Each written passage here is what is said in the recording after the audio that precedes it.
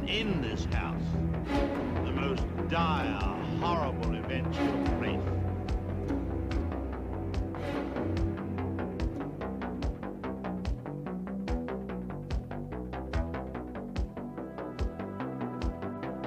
You are not content with the stories, so I see the lives come.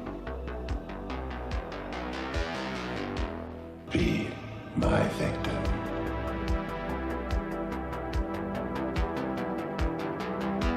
Through watching scenes of violence, through watching scenes of transgression, through watching scenes of horror. There's an enormous amount of sort of abattoir of excess.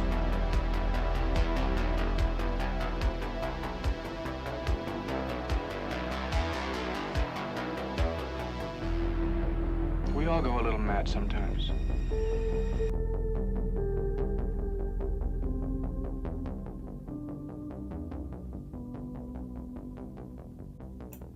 We all go a little mad sometimes. We all arrive a little late sometimes. We make the filthiest captain's log that has ever been committed to film and had to go through the censors 4 times before it would be allowed to go into cinemas. You know how it gets. It gets a little crazy sometimes. You know, a little spooky. How are we all doing tonight? I am exhausted. Horror show. Of course you are. You're streaming at 11 p.m. My goodness. Oh my god, the madman. Well, I'm in my mid-30s, Harry, and 9 o'clock is like late now for me. You're that young? I'm that young. Many a person will go on at 11, but I happen to be a very early bird, courtesy of the chickens. And I see you around at like 5 as well. So how you were one of those things is cool. Like how you are doing both of them, I can't believe you're even on the stream. It's it's something about candles and burning them at both ends. Yeah, you're doing a stream straight after this, aren't you? Apparently so. Yeah, you're joining me, aren't you? Maybe, I don't know. Who knows? If I am, I'll get drunk. Who cares? Oh, funny you say that. I have got beer on. I'm actually drinking a beer tonight. I'm drinking Heineken, but it's 0% because That's not beer, then, is it? Well, it tastes like it. What you're drinking piss water, basically. Oh, it's beautiful, mate. It's beautiful. Oh, scandal. I have an Armagnac downstairs, but as it is a Tuesday, I'm afraid I will not be participating. But maybe on another Rogue stream I can. I was going to crack it open for the Saturday live stream, and it hadn't arrived, so I was just sat there. Yeah, never mind. Anyway, welcome to episode 62 of Double Feature Horror Show, covering the most requested film of this channel's history. Literally nothing has come up so much in your requests, and this could have been in so many arcs. This could even be in the Lovecraft arc to an extent. Yes, it could. Yeah?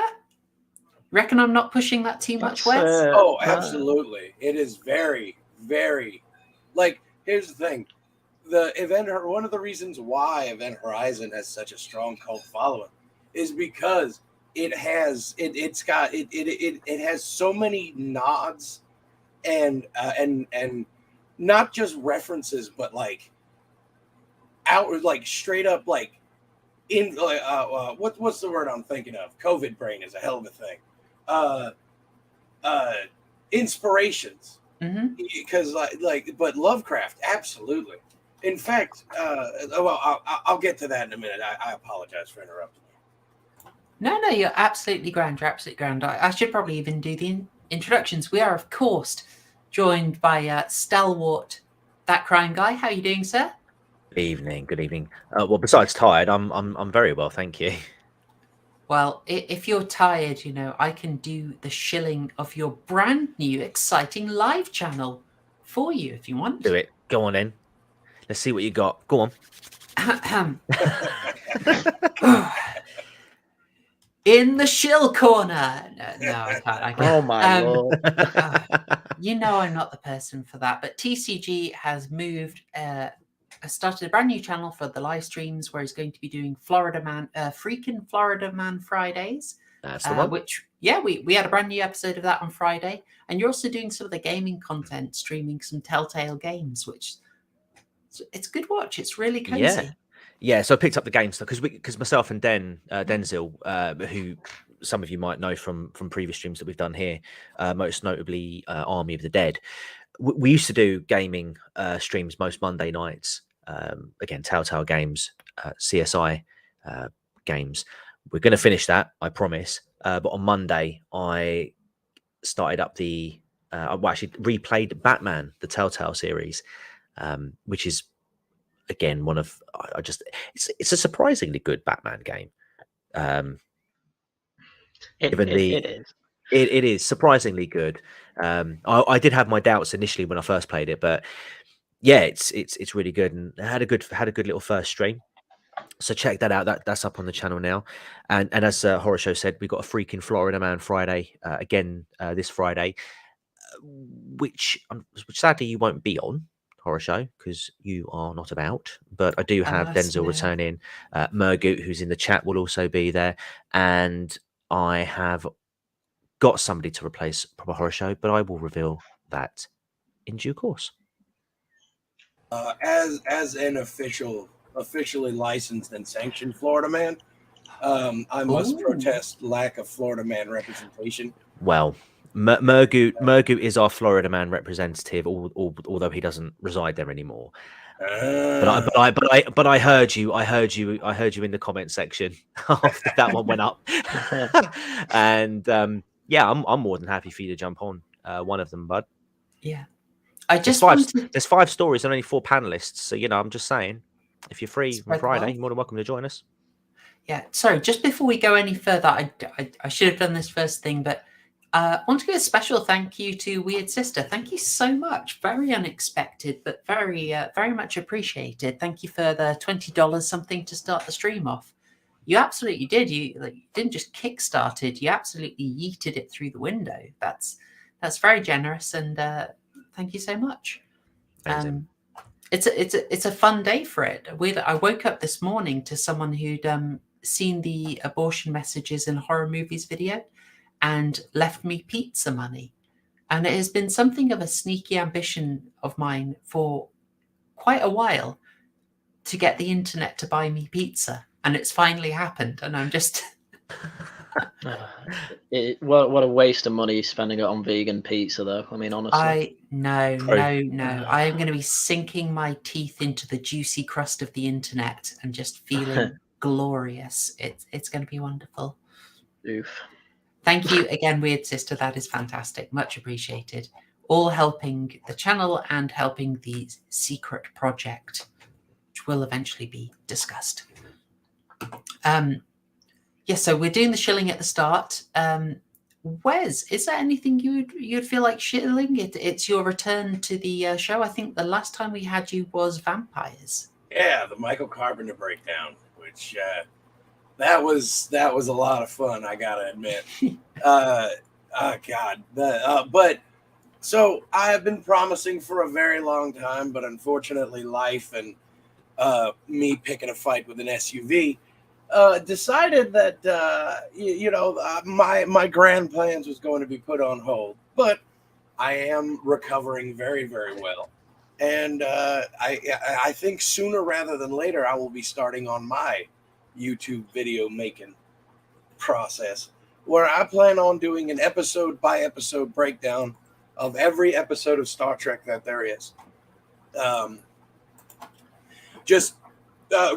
of the reasons why I'm doing it is because up to this point, every single YouTuber and podcaster that does this just has to inject modern politics into classic Trek.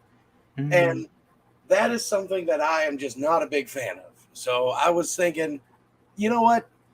I have yet to see someone do it to the quality that I demand. So, you know what? Damn it. I guess I got to do it. And I've talked with some folks, and there's some interesting people who I have talked to that are interested in doing guest spots. So, what it will be is it will be every single episode starting with the original series and then including the movies and all that.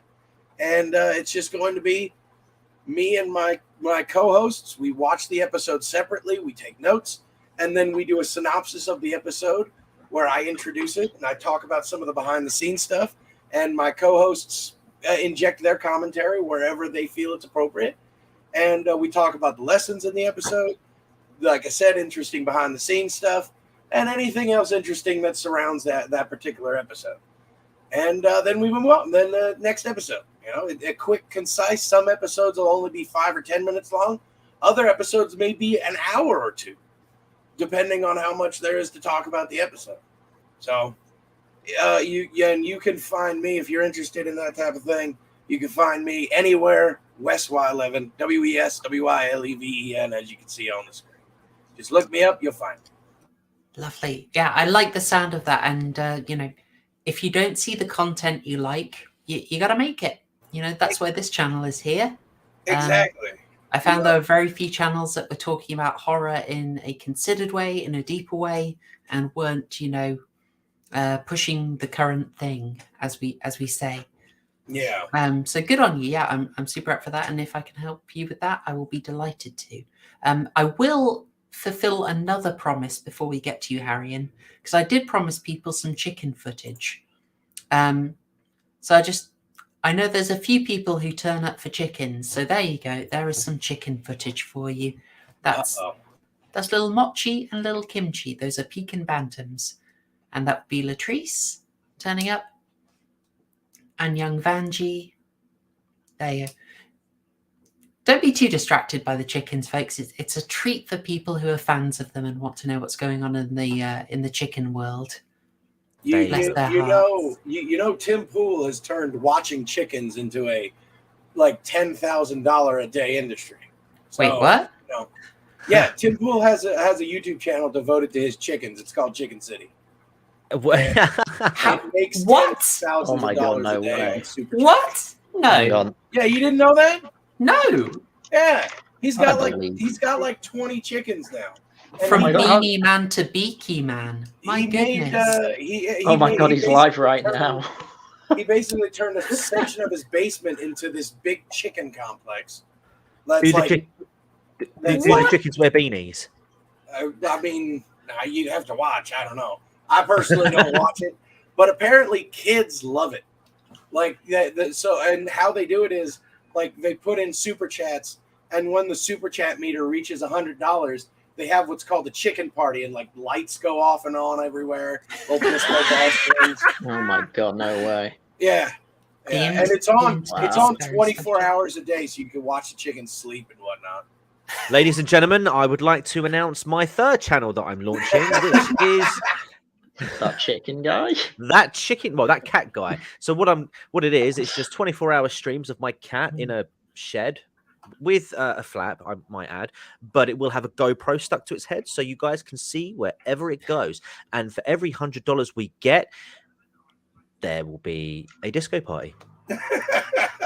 I like the sound of it. You're just so inspired. Oh my gosh! If the cat's out, I will mention if the cat is outside, then the disco ball will come out of the GoPro and sort of dangle like a carrot on a stick. I don't fancy that disco ball's chances. That cat is going to be all over that thing. Oh my god! The chickens actually go mental for the chicken party. I think it just drops a load of food in the middle, and they all just rush to it. They will do that. Much. They will do that. Now, oh my god, that's great. For the last show, he's not been here. He disappeared, far from sight. And then suddenly, this week, Haryan returned. He really is. Out of the ether. Hello. Irrelevant. You were rhyming so well. Yeah. This was all meta, right, Haryan? Yeah? This was all meta. You're doing this to sort of match Event Horizon, weren't you?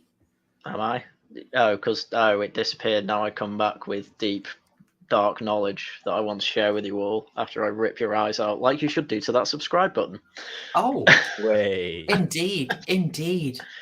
And you see that like button, throw it around the room a bit, put it up on the operating table, grab a scalpel and a bone saw and cut the middle of that like button open and hang it from the ceiling. Oh, fantastic. We're a very morbid channel. You've got to get your friends to this channel. You've got to lure them in with images, phantasms of their disabled children who are apparently very mobile when it's handy, and you just got to lure them in until they fall down onto the massive spiky subscribe button and become as hooked as you all are. It's kind of hard to do this for Event Horizon, isn't it? And if they don't like it, you can throw them out the airlock. Just watch that like button cut its wrist in the bathtub. Absolutely. And spreading the red the way we spread the love for horror, Yeah, just gouge out those eyes of the like button. That's what you need to do. Absolutely. The like and subscribe are the eyes of the channel, and you just need to squish both of those. And don't forget, chat, where we're going, you won't need dislike buttons. By the way, this came up. I just thought it was kind of interesting. John, I was talking with Academic Agent about doing Amicus and an Amicus-centered show ages ago. But I think it's one of those things that grayed out. But if he is interested in it again, I will remind him that he said he was interested in discussing it, especially discussing Asylum. And understandably, that's my favourite Amicus one. I mean, I think probably everyone likes Asylum best of the Amicus anthologies. But that would be really good stream to have on. Isn't that right, Haryan? Yeah. Well, I imagine it would probably be a deepest lore episode, but if he's talking about it, guys, go and prod him. Say, hey, AA, don't forget your old pal, Proper Horror Show, creator of the fantastic John D. cookbooks and the John D. calendar and the John D. biography. Maybe prod him and say, get your old pal, Proper Horror Show on to discuss Amicus. Try and create the illusion of some kind of popular support. That'd be great. I probably shouldn't delay it much more. And oh my gosh, years! I cannot put that on screen. But thank you. That one is a little spicy. We're a balanced channel here. How does the coat hanger have to be metal? Dear. I think we're going to have to take that coldness. comment and turn it into female beauty products. Oh, wait. Oh, God. Oh, no. Oh, no. Oh, shut it down. Shut it down. Okay. I will distract with a more standard chill. Yes, folks, we are on YouTube. And so the thing that helps us most grow is the algorithm. It's hard to discover people. And the algorithm is helped by likes, subscribes, and shares. And probably the best thing you can do for this channel, once you've mangled the like and subscribe button, is spread the word. If you know friends who are into horror films, tell them about what we do here every Tuesday. Maybe point a video their way. It would really help the channel grow. And the more the channel grows, the more easily I can do the more ambitious projects I have in mind. If you want to go beyond that, you're very welcome to support via Super Chat. Or if you want to keep your money out of Susan's suspiciously greasy pockets, you can go to Subscribestar, where I have an account. And you can find links to both of those in the description. You can also join as a member. See, I can do a normal shill if I want to. It just feels a bit weird, Give Chloe money, otherwise you're pro-abortion. There you go. Now you'll get some money. Or anti-abortion, depending on your position. Yeah, if you all want to fight it out in the comments, I'll support whichever side gives the most money. I think that's how it usually works. Whatever your position is, by not donating and supporting the channel, you default the opposite. There you go. Exactly. Nice. If we make it to $100 in super chats, Chloe will make a chicken party video. I'll tell you what, challenge accepted. And you know what? We're 20% of the way. I will make you a funky chicken disco video with Harry Shum's abs all over the place. Jeez. And start the show with it. So how about that? Mima's got the idea. Absolutely. Shill me on that. Shills of eyes. The thing is if you do a chicken party, it's got to be cheesy horror movie themed. That's the necessary thing. Dress each one up like a serial killer or something. Well, dress them up like various characters, not just serial killers, but like you know, you got to have Yeah. one chicken that's like the teenage co-ed, you know, and This is and, going like, places. One in Ghostface little outfit. construction paper entrails spread along the top part. You know, bowl full of jelly eyeballs and stuff. Got to make it Oh, good. Yeah, and in the video, dress yourself up as Mrs. Tweedy. She was a terrifying actually know character that. from Chicken Run. Oh, Yeah. true, folks. We should probably get on to the bit. Wait, hang on, Harry. And we talked about you coming back. Did we ask you about your recent video? No, I didn't get a chance to show myself because I was telling people to give you money. Oh, you're such a pro. Get your shilling out, and then we'll start talking about Event Horizon. Yes. So video from technically yesterday, but the BBC were like, "Oh, that's our clips you're using. You're not allowed to show your video then." So I re-uploaded it today with the clips split up a bit more, and that was me basically having a go at the Anglican Church because they're full of woke morons, and they didn't let a black guy join the clergy because he's libertarian, and apparently that makes you a Nazi. But obviously I was away. I couldn't get over that video. It's like they're saying, "I'm sorry, Calvin, we're very racist," and Calvin Robertson's like, "No, you're not." And I'm like, "Well, we're kicking you out, bro." So I think we are. You know. I look. My favorite part of it was some white woman was a bishop, and she said to him face to face in this black man's eyes, "I'm a white woman, and I can assure you that we are institutionally racist." And I'm like, how do you think that comes across, man? Like, especially when you then don't hire him.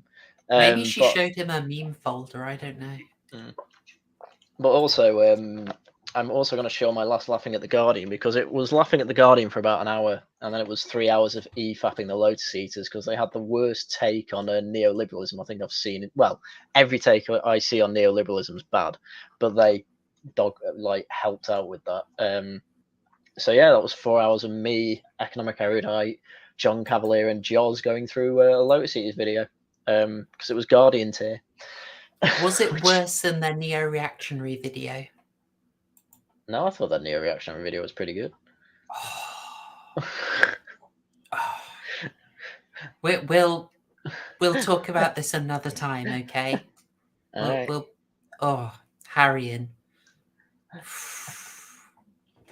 Mima has nailed it. Mima has nailed it. House on Haunted Chill. You absolute legend, Mima. Excellent. Or simply, the shilling. Darn straight. Could be The Shining, could be The Killing. 2 Stanley Kubrick films in a row. Actually, I think I'm going to lead into this. Here's an interesting way to discuss Event Horizon. And by the way, we are going to go full spoiler mode. Full spoilers for Event Horizon from 1997. Or as I sometimes think of it, The Shining in space. See, I'd say it's more of a mix of Alien and Matrix. It's got Laurence Fishburne in it. It's basically what if tertiary characters from the first Alien movie were to encounter the warp from Warhammer 40k. That's pretty much what it is. Yeah, I've seen people describe this as an unofficial prequel to Warhammer 40k. Exactly, and I can see why. It's very heavily influenced by Lovecraft because, I mean, for obvious reasons, gazing into the dark until something gazes back and you don't like what you see, and what you see drives you insane. That's what this movie is about. Like it's mankind peering into the depths of the abyss, and what they see, their minds are unable to comprehend it, so they go insane. Like that's peak Lovecraft. Oh, absolutely. No, but the reason I called it The Shining in space is when I thought about it, once you get there, it's that same idea of, the ship that has a sort of life force, a mind of its own, just like the Overlook Hotel has a mind of its own. Oh, yeah. People are sort of lured off by things that they they can see that distract them. And so that's a sort of, but that you could say is like just a general ghost thing. But I think Paul W.S. Anderson, or as he is credited in this film, simply as Paul Anderson, this was long before they needed to confirm to everyone that Paul P.T. Anderson and Paul W.S. Anderson, different people, just in case the films actually didn't give that away for you. Yeah, the director, Paul W.S. Anderson, he put in some things that just seem way too close to The Shining for me to think it's an accident. Like, I think he really was inspired and did a bit of an homage. So what have I got here? We've got the famous echoes of the famous elevator full of blood scene. Yeah? Yeah. Okay. That's one. Okay. Let's add to that. You're gonna have the halls, aren't you? The halls of blood. Halls of blood. Actually, I've got another one. I've had to crop this because it was a bit bubsome. Oh yeah. All right. That is a rather spicy scene. What have I got this up for? Well, it's a man encountering a woman's corpse in the bathroom, and she gets up and they embrace. This is very close to The Shining. Neill. This is Sam Neill embracing his Chad tomboy ab enjoyer. Oh no! I'll never get on the Amicus stream now. Gosh darn it! Why isn't he licking them? Oh, what a cook! He's distracted. In the next scene, he tries to, but unfortunately, well, it's a real eye-popping scene. That what happens next? Nice. I appreciate that. Oof. All right. Well, yeah. Oh yes, Legend of Shill House. Oh, I love it. It's still going. I love it. Well done. Yeah.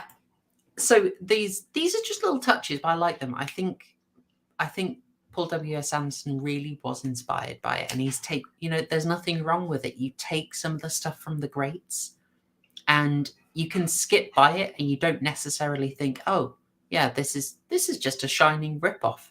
It's not, but it's taken some points from it, I think. Shall we do a very quick plot summary of what happens? Oh, absolutely. Okay. Oh, Christ. Haryan, are you warmed up or? Yeah, I think I can give a quick 3-minute summary. Okay, you've got 3 minutes. Hang on. If you wait just a few seconds, I can actually time you properly. Okay, and go. 3 minutes. Right. Dr. William G. Billy Weir, he created a warp drive that is apparently powered by a black hole that doesn't act like a black hole at all. And so this Event Horizon ship was testing it out. So it warped, and then they lost it past Neptune, but then they got a distress signal from it. So it's come back. So a small team go over to try and discover what's happened, and then a load of wacky stuff happens on that ship. People disappear, they reappear, they've got eyes missing, a lot of horror stuff. And essentially the last part of the film's half action, half working out what's happening, half trying to stop the evil Dr. Weir after he's lost his eyes from killing them all and being the warp's crew, because the warp has a consciousness, they find out. And then as is classic with horror films, only 2 survive and the woman goes mad. This film isn't very plot heavy. Wow. I'm not gonna lie. Yeah. John, you actually did it. My goodness. Yeah.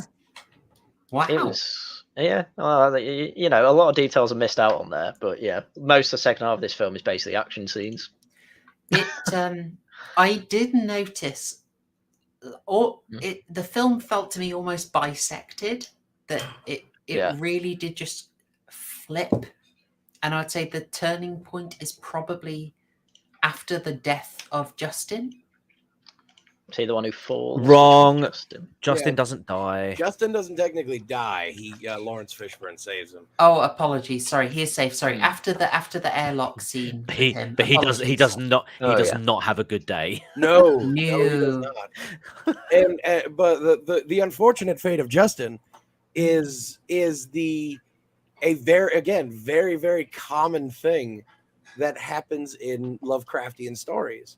You know, like Dagon and the man trapped in the man who's lost at sea, and he keeps gazing into the ocean, and then one day he wakes up and the ocean is dry, and like all that stuff, and you know, the classic Call of Cthulhu story, you know, with the worshippers of you know, the Dagon worshippers and stuff like that. You know, like this otherwise seemingly innocent person who's just going about his everyday life, and circumstances make him circumstances force him into the situation where just enough curiosity is piqued, and he just grazes that abyss, and that abyss pulls you in, and you are never the same again. That's beautiful Lovecraft. Oh, absolutely. I mean, let's stack another element on that, on the older Lovecraft. So you've got that aspect. You've got the idea that there is an unbelievably powerful but unspecified force out there that's dark. You do not get a description of it. It is beyond your comprehension. And in this, they do not elaborate on what has happened. That is left to haunt your nightmares as you wonder. Yeah. But there's the other aspect that's really classic Lovecraft, is the almost epistolary aspect. That is, a lot of the horror is reported. It's coming from a secondary source. And Lovecraft will often make it 2 steps removed. Absolutely. So someone is reporting to you about an account that they found. Now, the closest we get to that in this is that they recover the footage from the previous crew. Oh, yeah. AKA, we're half an hour in, I can say it now. AKA the blood orgy footage. Okay, real quick. Have you seen the extended cut of it?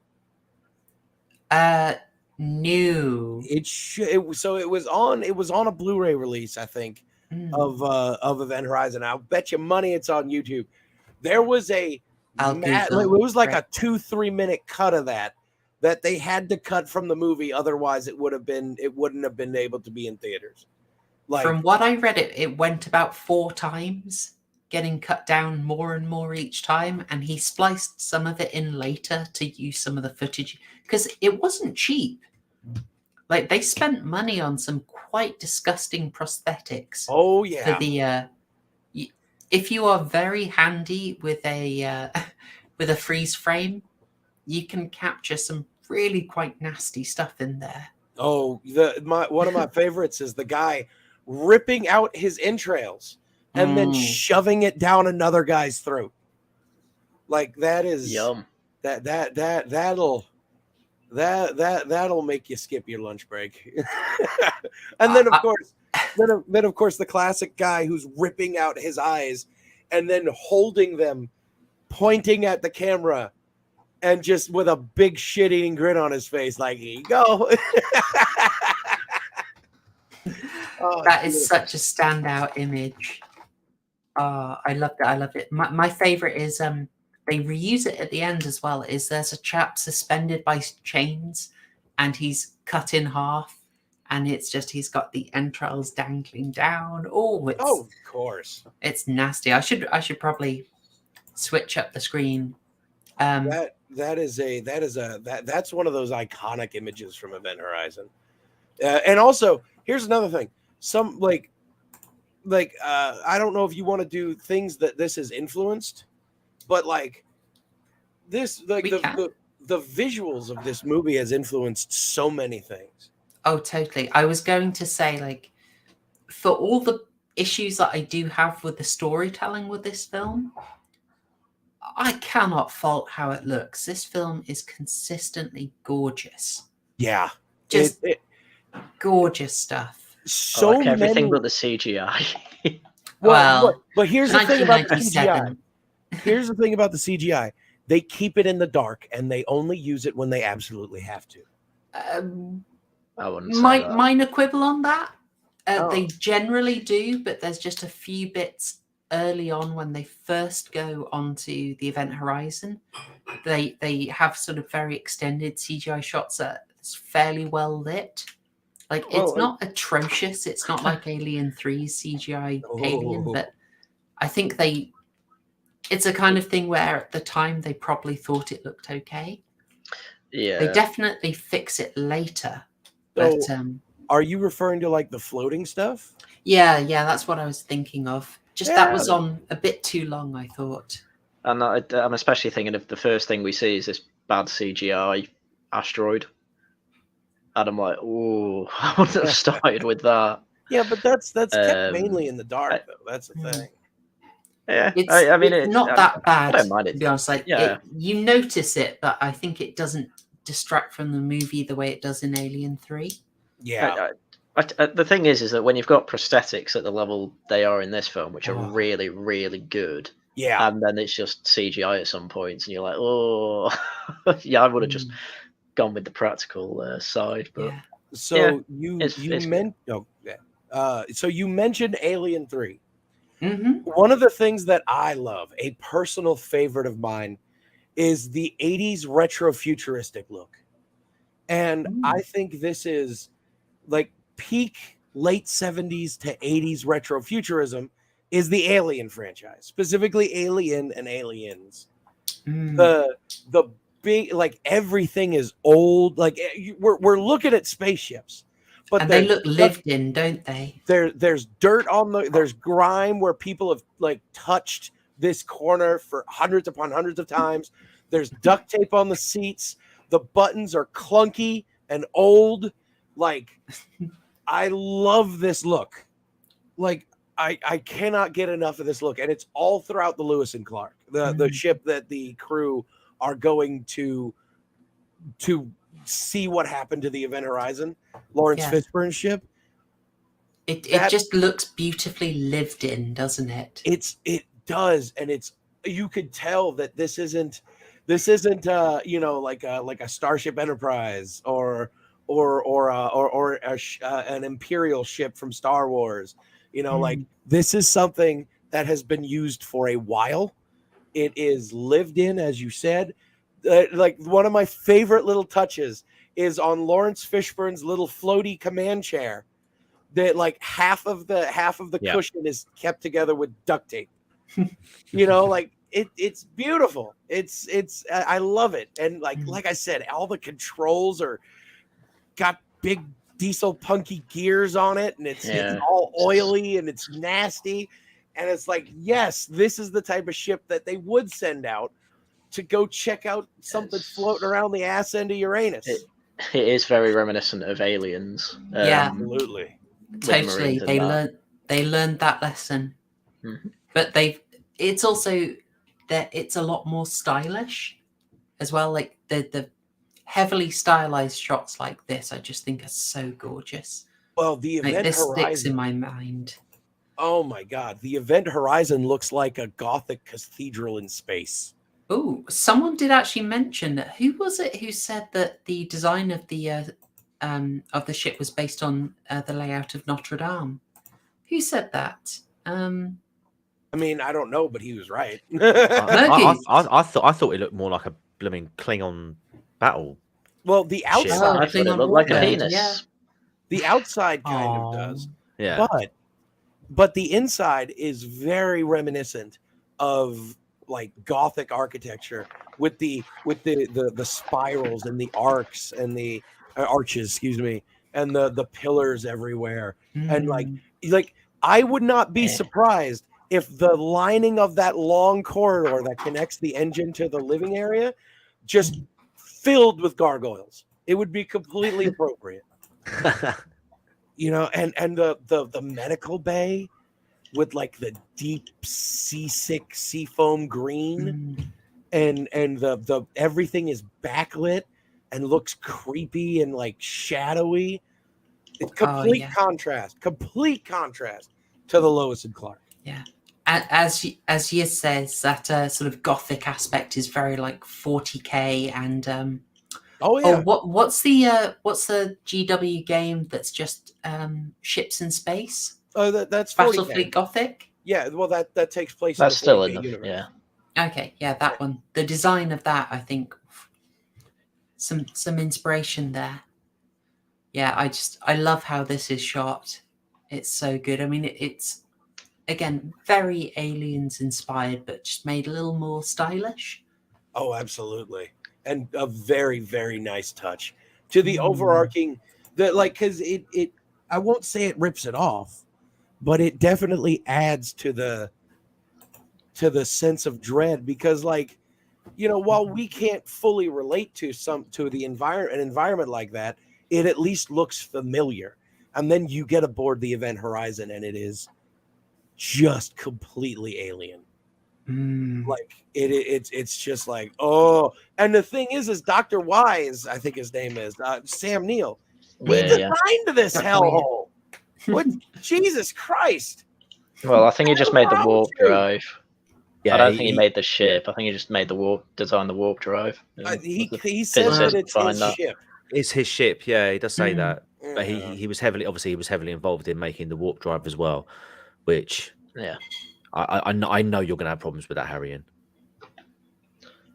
Yeah, because I didn't like the theory behind warp drive was fine. It's like what's the quickest way between 2 points? The answer is 0 if you have a warp drive, and it's like, yeah, that theory exists. That's fine. But then he's like, oh, by the way, it's a black hole, and it's like the guy's sticking his finger in the black hole and pulling it out, and I'm like, that's not a black hole. No. Well, it's just when they're standing so close to it. I mean, it's like, oh, it's all right, guys. It's stable. It's got a few magnetic walls around it. It's got like 3 magnetic walls around it. Magnets famously right? Because gravity. I mean, black holes are the ultimate magnet. Once you get close enough to it, you're coming out of it. And I'm pretty sure they were past the Event Horizon. Because I mean, like a black hole the size of a golf ball on Earth would just decimate Earth, would absolutely destroy it. And you just think about how much damage it would have done in the solar system. I never got the point. Why do they need a black hole to create a warp drive? They don't need that. Really explained. It's just the whole point. I mean, you'd create a wormhole, wouldn't you? And that would be that exotic matter. To be fair, they never say warp drive. He calls it a gravity drive in the movie. I'm sure they mentioned the word warp, though. Yeah, I think they're using gravity drive because the gravity is very associated with the black hole, so that's probably why they wanted to call it that. And I think symbolically, black hole works in terms of that great unknown. And it's like you just said, it is. While they say black hole, they obviously are making a wormhole. Like they're creating a rip in space and traveling in between it. Like that's pretty much what, at least colloquially, people understand as a wormhole. Yeah, but then the thing, from what I understood, the thing inside the core was supposed to be a black hole. And which I can't remember which character it is, but he puts his whole arm in it. It didn't act like a black hole, is what I'm trying to say, but it was described from what I remember as a black hole. Well, it works exactly like the wormhole does in Stargate, which is why I just associate it with the wormhole. Like, I've just always just been like, oh, black hole, that's what they say, but it's a wormhole. They created a wormhole. And where the other side of this wormhole pops up just happens to be, the deepest depths of hell. Well, this is what I mean. It from what I understood from his explanation, the black hole is used to generate a wormhole, which the whole ship actually goes through. Because I don't see how that whole ship goes through that little black hole or wormhole, whatever we're going to call it. I think the whole point of the movie is that the engine didn't exactly work as planned, mainly because it sent them to hell. Well, no, I know. Well, we know it must have got them from place 1 to place 2 through a wormhole, but it wasn't made clear to me how they actually got the drive to get a whole ship through. I'm confused whether that core is actually supposed to be the wormhole or whether it generates a wormhole around like the ship goes through, like outside the ship. But I think just like a lot of what goes on in the movie, the fact that it doesn't go into like autistic levels of detail about how the drive works and stuff like that, I think that adds to it because that might divert a little too much attention from the point of the movie. I mean, yeah, but they try and explain it, but they don't explain it very well. Is my point. So either go fully we don't care, or go fully like explain it better than that. Because I just don't get how is it a wormhole that's made, or is that black core the wormhole and the ship somehow shrinks itself into it? I think it's a thing where they probably just said a bit more than they needed to, and they caught themselves up in a little bit. It's kind of like you can over-explain, and then people who are interested in science just sort of catch it out. You know, yeah. Just like some dialogue where someone is given a cool weapon, and they start describing it, and you know, if they drop some like massive howler about the type of ammo it makes, you know, it sounds impressive also to a lot of people, but anyone who knows their guns is like, "What do you just say? Huh?" Yeah. I mean, also, like every movie needs like one of the basics of writing is every story gets a MacGuffin. And it's just like, look, just we're giving you a basic explanation of what it is. It generates a black hole that acts like a wormhole. Fine, I am willing to accept your 5-minute definition to continue on in the story instead of having Sam Neill break out the whiteboard. And I mean, to be fair, I mean, like the image that's being shown up at the moment, I didn't mind that because, like Haryan said as well, and you know, it does line up. He's literally bending space time to get from point A to point B. You know, that they're talking about breaking FTL without breaking the rules of physics, because you're not actually moving faster than like you're just simply bringing 2 points in space closer to each other. That's fine, completely get that. I think it was just the actual mechanics with the actual device, the actual black hole. I think if they just said, you know, because I mean, I'm pretty sure the idea of exotic matter was being theorized around this sort of time anyway, and it's the exotic matter that would be used in theory, according to sort of like scientists and whatnot, that it would be the exotic matter that would open the wormhole and keep it open so it's stable enough for something to go through it and out the other side. But the fact that this was inside the ship, internalized, and then they describe it as a black hole, it's kind of like how do you get the energy from the black hole out to then create the wormhole? Because naturally black holes, once something goes in, it can't come back out. Obviously, we don't need to go into detail about that, but they could have. It didn't have to be a black hole. It could have just been like, whereas you said, like it could just be some sort of like generator. They could just call it a generator. It would have been fine. The word that they tend to use is phlebotonym. This is what Joss Whedon calls it. Applied phlebotonym is when you have your technology that it can't work, but just assume for the story it does. Yeah. We are going to reach a problem with this film. But the thing is, Horrorshow, I like videos about black holes. It's one of the things that I'll watch in between work, and sort of having that there, and I'm seeing them just talking about this black hole, seeing what was he called? What do they call him? Baby boy or whatever his name was.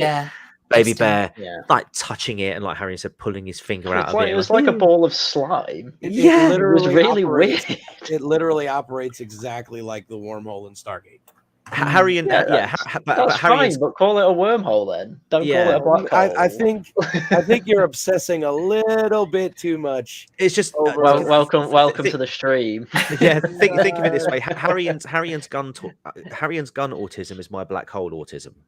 You know, I focus too much on this particular point because I spent most of the film still trying to figure out how this device worked while all the other stuff was going on. Then unfortunately, if you did that, I feel awfully sorry for you because odds are you missed some really good stuff.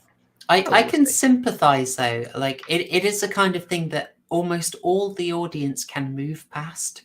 But if you just put in a bit too much detail, it will catch people who know. So my equivalent is if there is ever a point in the movie where the subtitles of a thing do not match what was actually said by the character, I kind of lose it. And waifu gets a 5-minute lecture on how they translated it wrong.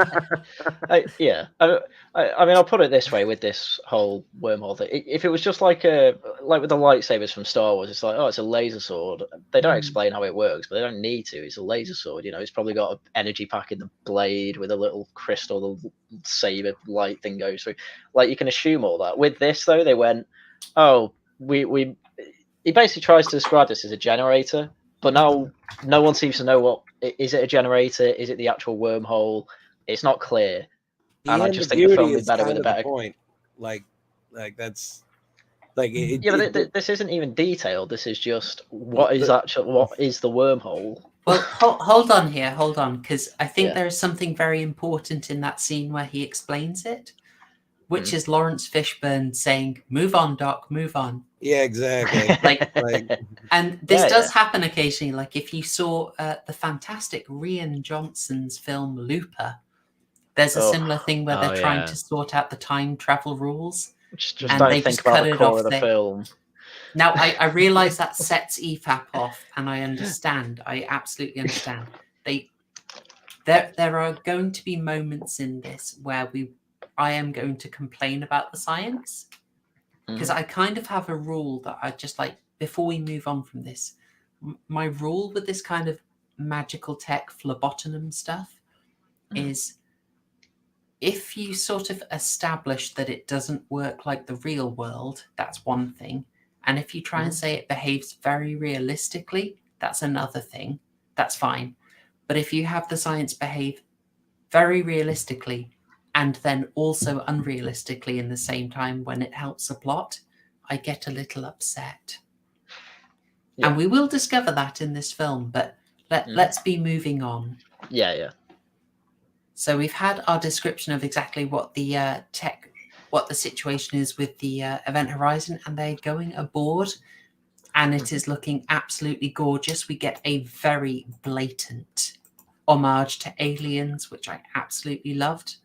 If y'all caught that, blatant Aliens homage, I love it. Yeah, I like this shot a lot. It's so gorgeous. Chrominion, yes, Looper is the Bruce Willis and Joseph Gordon-Levitt one. It's very silly, but I kind of love the visuals.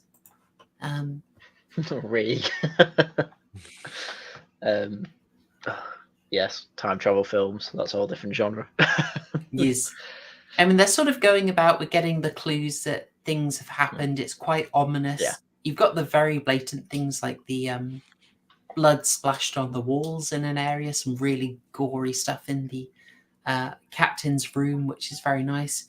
You get a few corpses round, and you're sort of, there's the whole, how are they meant to have died like this? That doesn't make sense. That's a nice bit of mystery.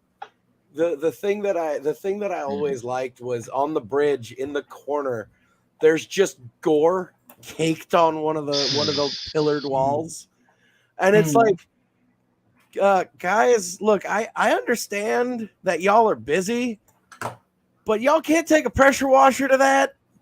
Like, you get a roll of of paper towels and just go at that for like 5 minutes.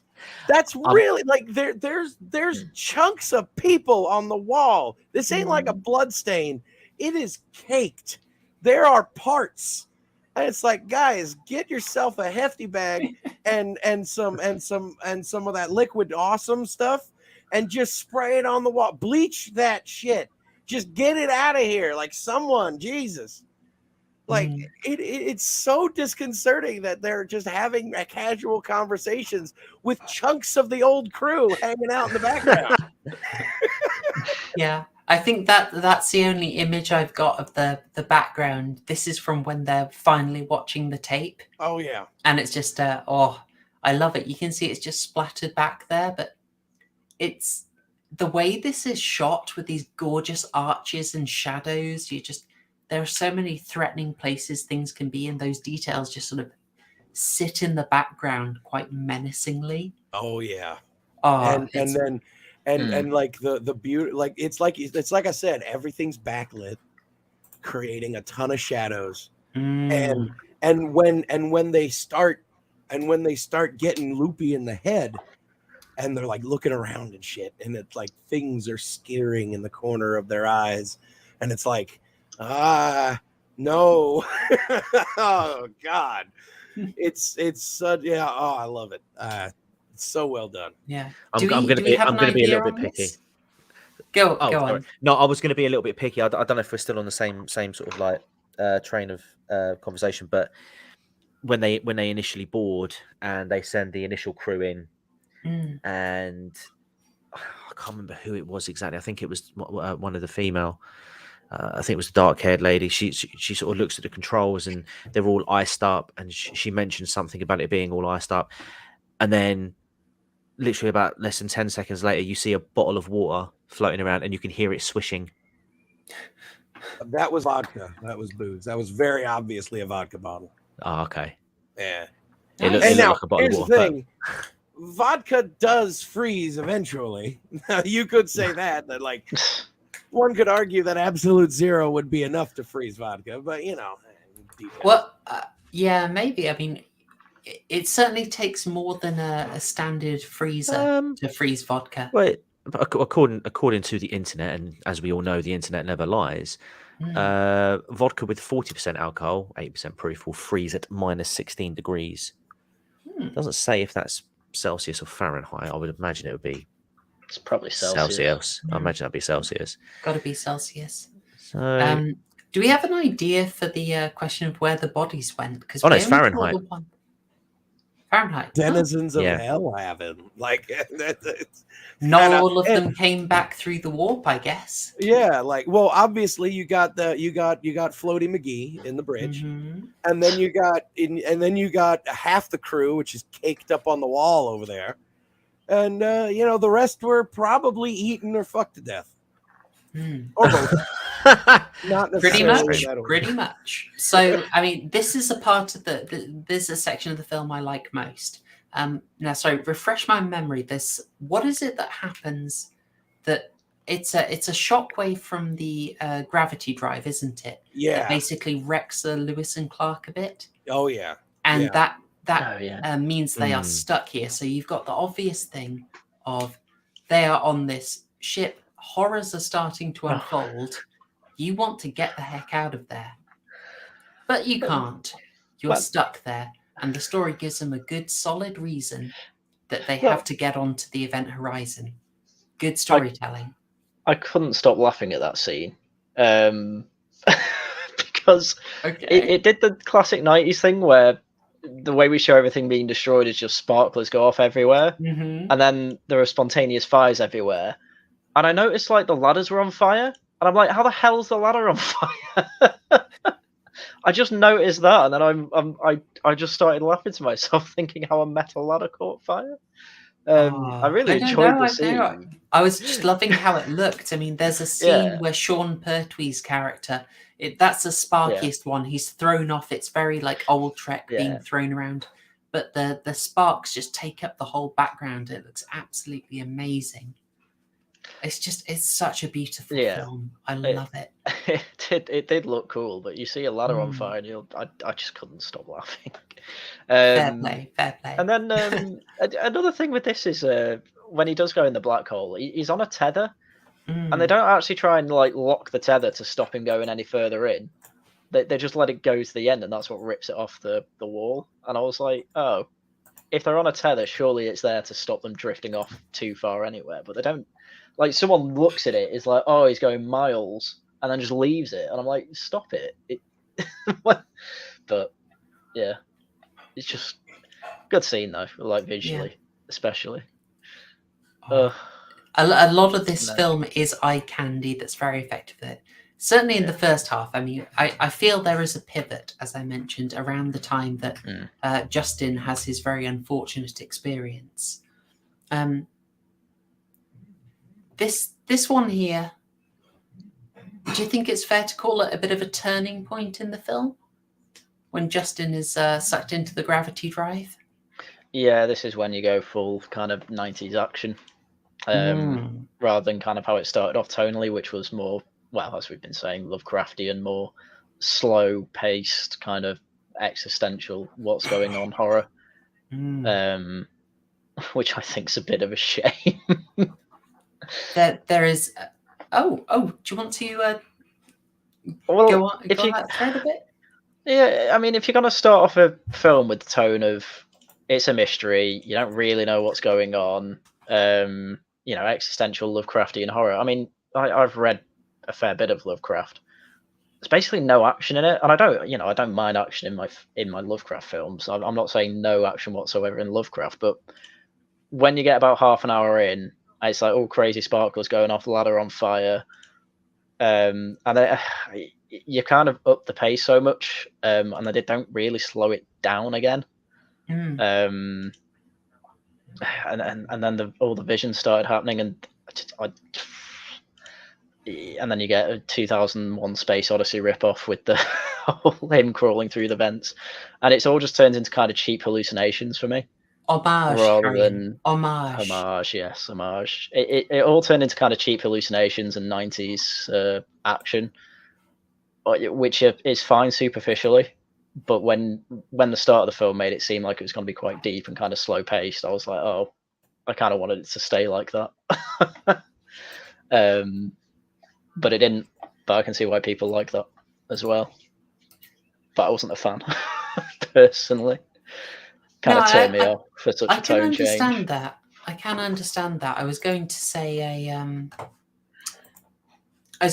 it's a bit of a double-edged sword in the type of horror that we have in this, and I was wondering if someone else would say it.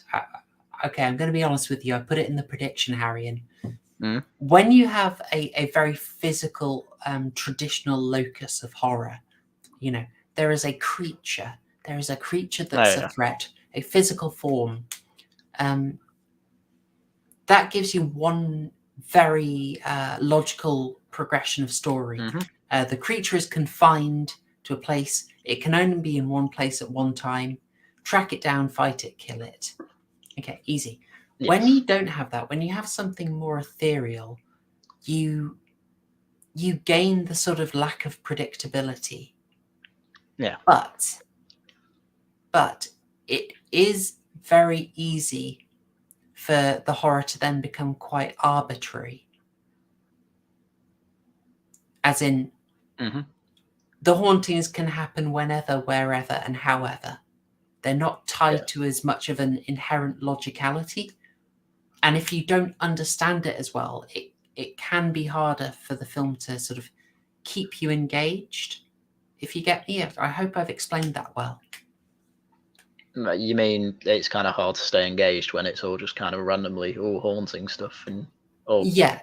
Affected. I mean, I don't like to say random, but it's more you don't have a logic for the haunting other than it's you get basically the ship is sadistic, the ship is picking them off, and that's a little harder to work from a storytelling perspective.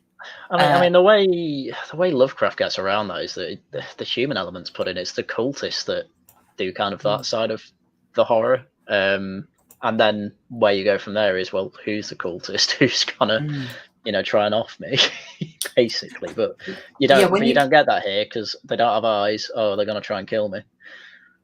It's a tougher kind of horror, and the film does have to work a lot harder to keep you on board because of that. It's good because I feel you get something less standard. But I mean, this is an issue for every kind of film from this. Like, my favorites have this problem. The Shining has this issue. Haunting of Hill House has this issue. It's that thing of just the nature of it makes it incredibly convenient for a writer to put the threat wherever they need it to be.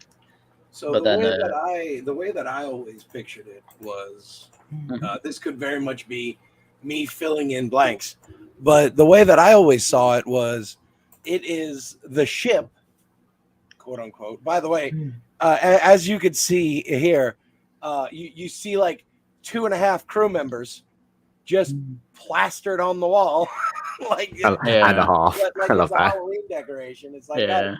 Can we at least remove the skulls? maybe if we're feeling wild and wily, the rib cage. please. Spare ribs tonight, I know. Yeah, exactly. Yeah. This is such beautiful detail. I absolutely love it, and I guess that's where the crew are.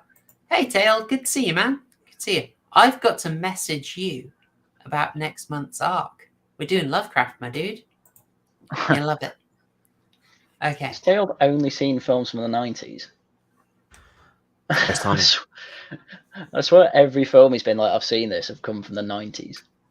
And yeah, no, well, I'll ask you a couple questions about next month's arc later. But Nifty. one of the ways that I have always interpreted this and other movies as well is whatever the psychic creature is that is trying to claim the soul, the mind, the psyche, the spirit, what have you of the humans, it has to creep in.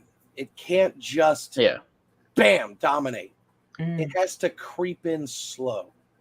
And it's got to wrap its tendrils around your psyche and get in all those little nooks and crannies and insecurities and little white lies that you've told yourself in order to make it day by day.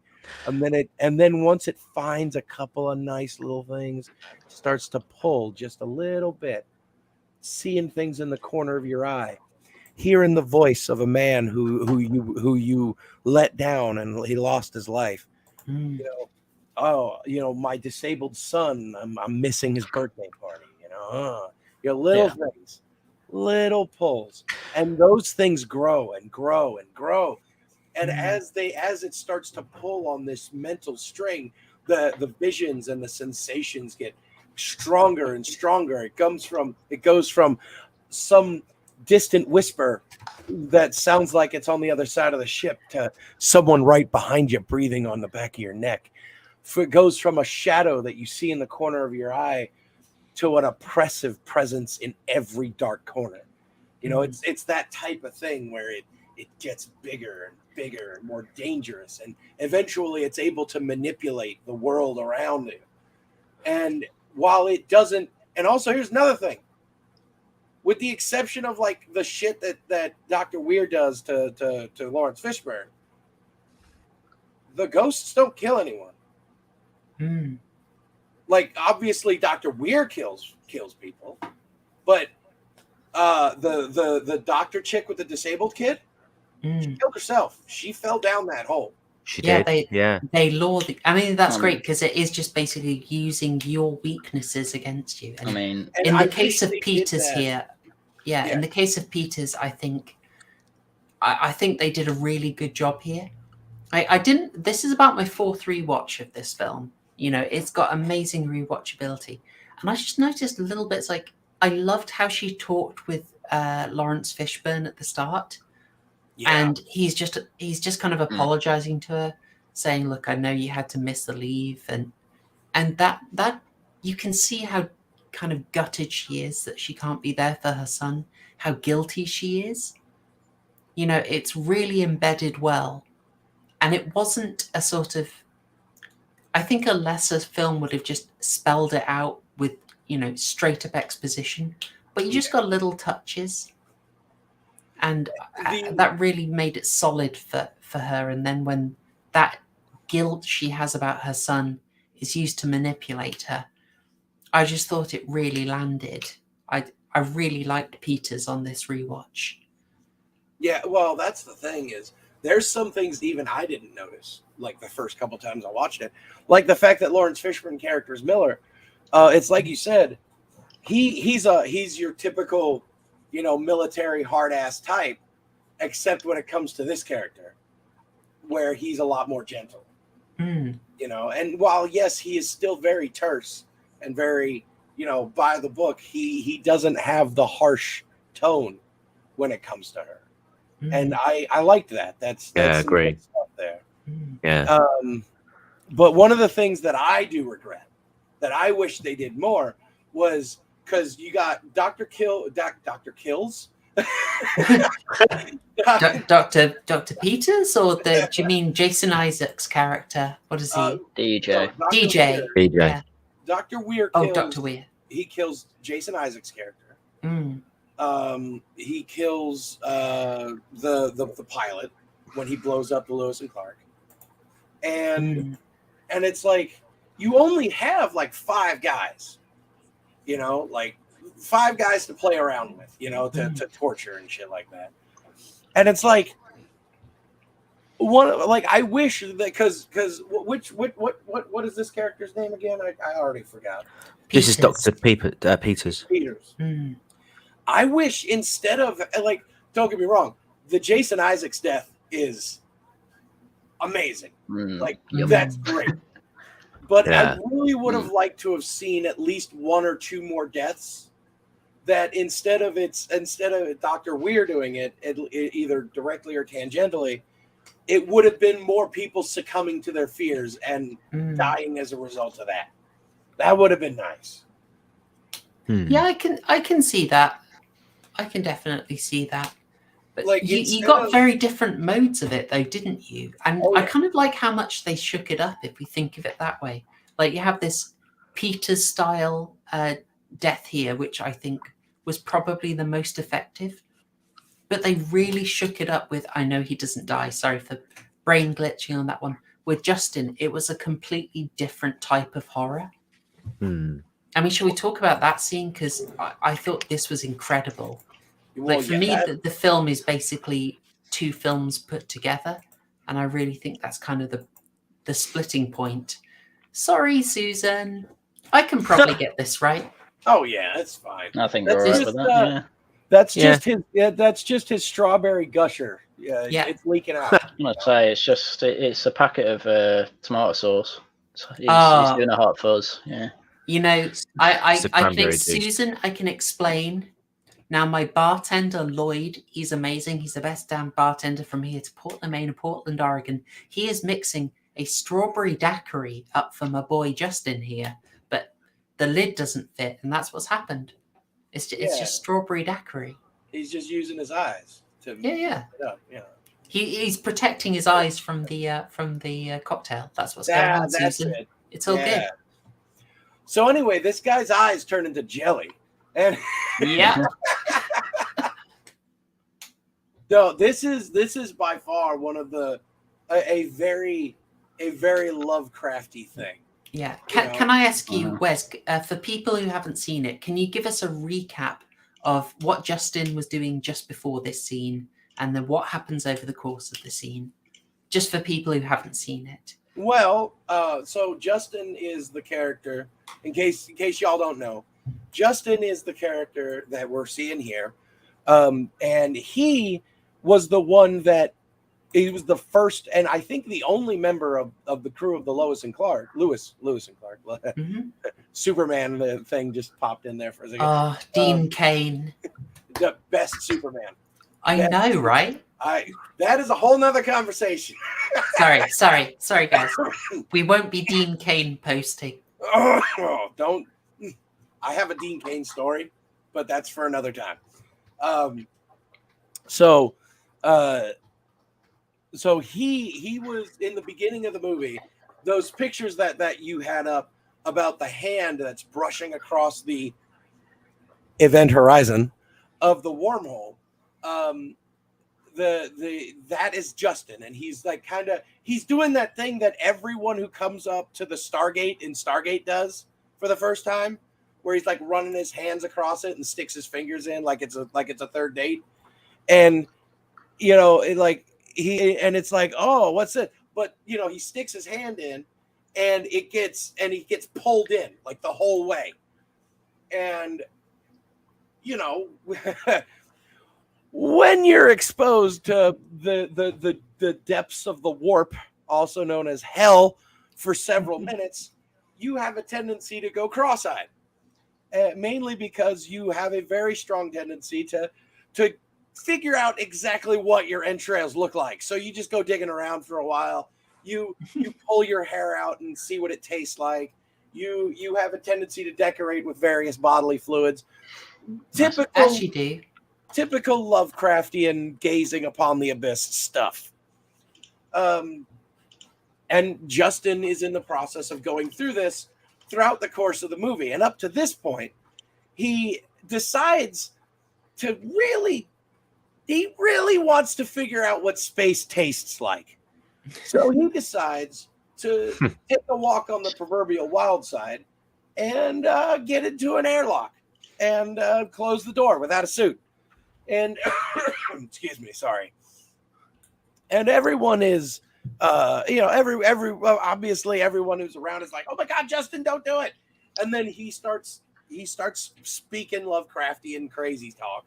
Like, if you've seen what I've seen, you wouldn't stop me, like that type of thing, which again, very Lovecraft. And then he proceeds to start the process of opening up the airlock, and then he's like, "Oh God, what did I do?" Like that type of thing.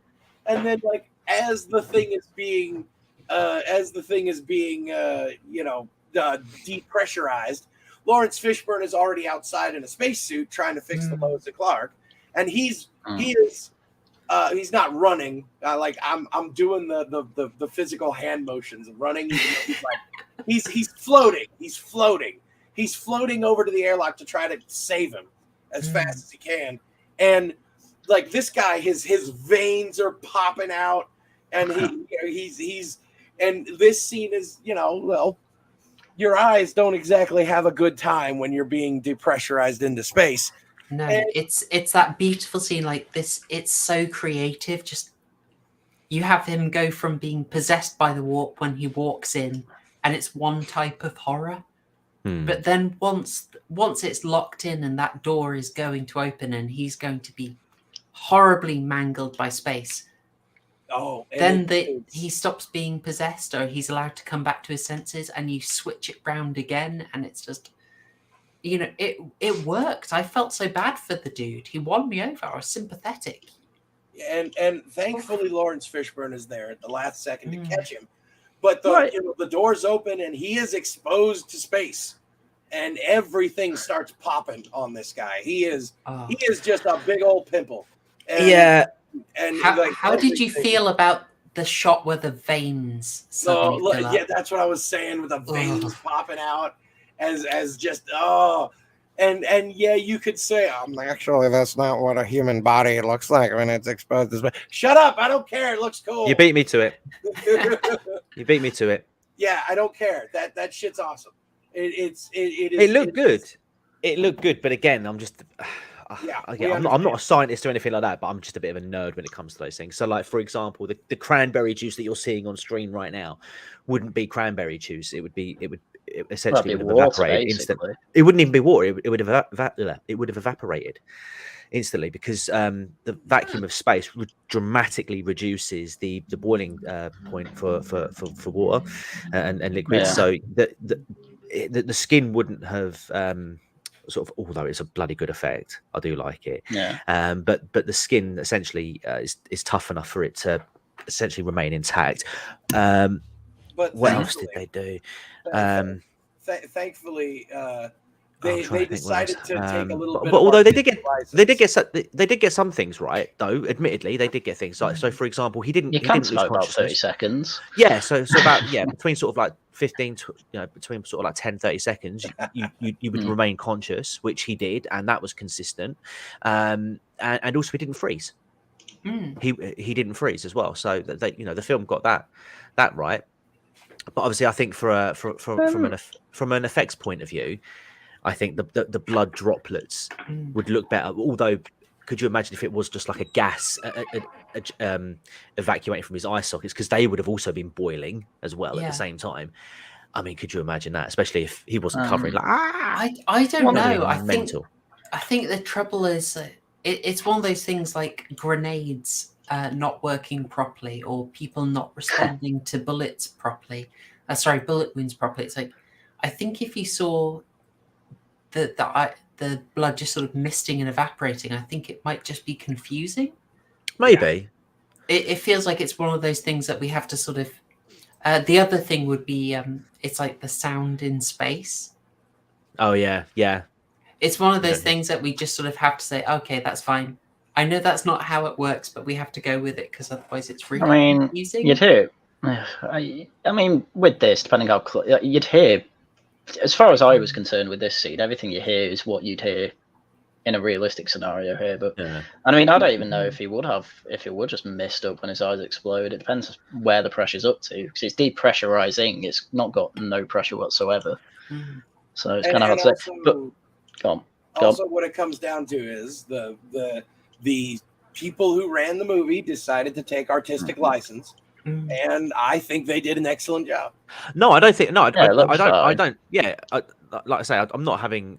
I'm not saying it's I'm not saying it's crap because it's not 100% accurate. It was more of a nitpick, just because, like, again, this is just sort of like a little interest I have, and I just sort of saw that, and I was like, oh, okay, that didn't happen. But it took absolutely nothing away. This was my favorite scene from the whole movie. Yes. Oh, this was my favorite scene. I have a problem. I think it was probably the one that. I mean, this one really sticks with me because of the way it has multiple types of horror. It's pivoting. It really brings me in. It extends it, so it's not just a quick kill. It's not just a monster comes out of the shadow and knifes you. It's this prolonged sense of helplessness and inevitability and creative effects that you haven't seen before, that you can viscerally imagine. Like when I know this shot is beautiful, but for me it was the veins. Yeah. Just suddenly swelling made me flinch. Four times I've seen this film. That still got me. But I think I am probably won over that I just like the Peters scene just that little bit more. Because it felt so sadistic and cruel to manipulate her with her kid like that. But Haryan, what were you going to say, mate?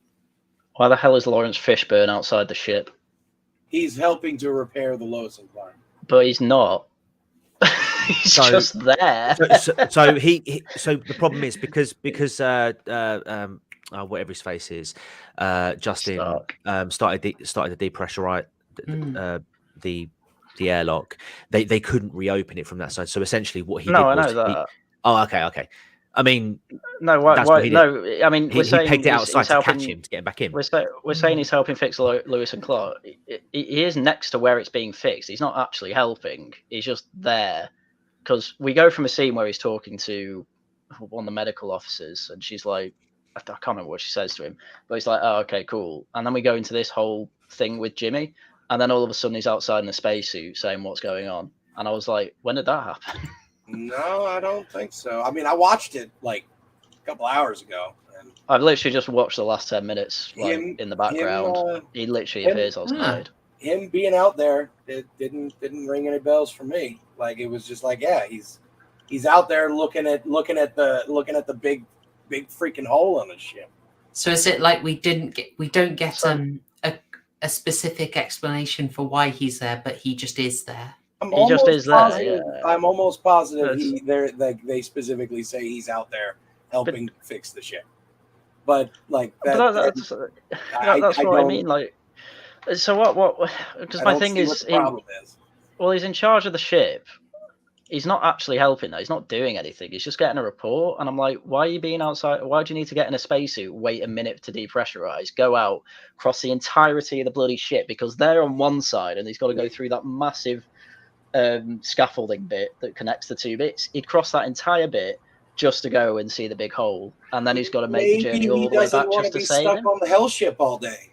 You know, like crazy thought.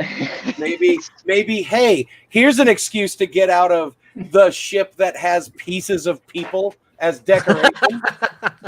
I'm gonna go check on the giant hole on the ship that's gonna save all of us. I will possibly suggest that whilst there are valid takes on both sides, I'm seeing it from the writer's point of view. It's a convenience to have this scene where it saves him. No, I don't think I follow you. I meant, like, if I were writing this, right, I would want to do something to make the captain heroic. Well, that's what I mean. So they've made a convenience. Oh, sorry. I heard comedians. Oh, no. Convenient. It's a total convenience. Like, what the heck is he saying? Made him comedians? No. Convenient. What the hell, Haryan? What do you want, my bro? It's a massive plot. It's a massive contrivance. I wouldn't say it's a contrivance, I would say that it wasn't adequately justified and could have been quickly done if you want that. But I think it's more of a character reason than a plot one. So just to clarify, he was already outside of the ship when this all started kicking off. He's literally at the hole, going, "Wow, that's a big freaking hole." Right. And then Justin decides to take a walk, and he's like, "Oh crap!" And he kind of does that floaty, swimmy thing, and he gets there just in time.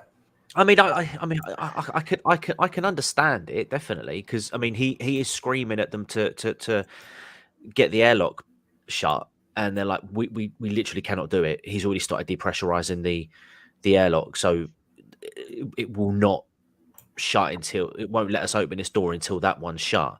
And so he's like, right, bollocks to this. I'm just gonna fly around and catch him on the way in. I didn't have a problem. It's very understandable why Laurence Fishburne wanted to take a trip outside. Only he used his suit, unlike Justin. Oh, so edgy. I'm looking at it right now. He is. He is at where they're repairing the hole. Yeah, which is the complete other side of the ship. So? It's like basically, Mama Bear, look, baby bear, put your coat on. It's cold outside. No, Mum, I know what I'm doing. But he's not. What I mean, he's not there to help. He's basically there to get a situation report. Why does he need to fly a kilometre away to get a situation report? He might just have a look at that. I think you're grasping at straws here.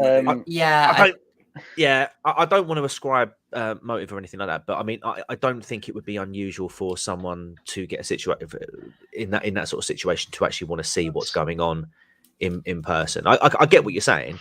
But their helmets have cameras.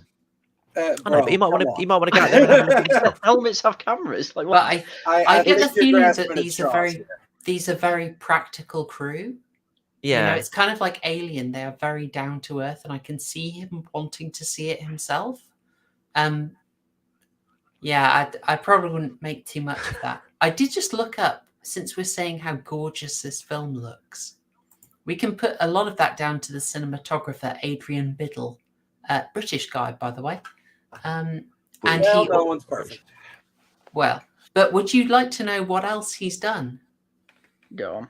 Say a certain film in 1986 we're all familiar with. Oh. He's the original guy for Alien. He was a focus puller on Alien, and he was the cinematographer for Aliens. I could definitely see that. What an absolute Chad. Absolute Chad. Well done. Oh, I love that. Fair enough. That explains a fair amount of this. So I sort of feel like this is a turning point. And after that, the next thing we do get is Peter's death, which I feel is sort of the start of the change in focus of the horror. And in that, we get more of this sort of one by one, the ship picking people off. Do you think that's fair to say? That it really feels like a second film after this part?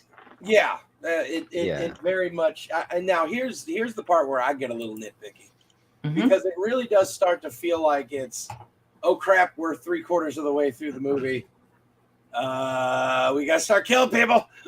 Yeah. Yep, it's just before the hour mark. When he goes, yeah. I mean, I actually want to add to something that you were saying earlier, Wes, about the sort of like the biology of the ship. So they talk about they talk about the ship potentially being a living organism, and essentially because they've invaded like the ship, it's treating.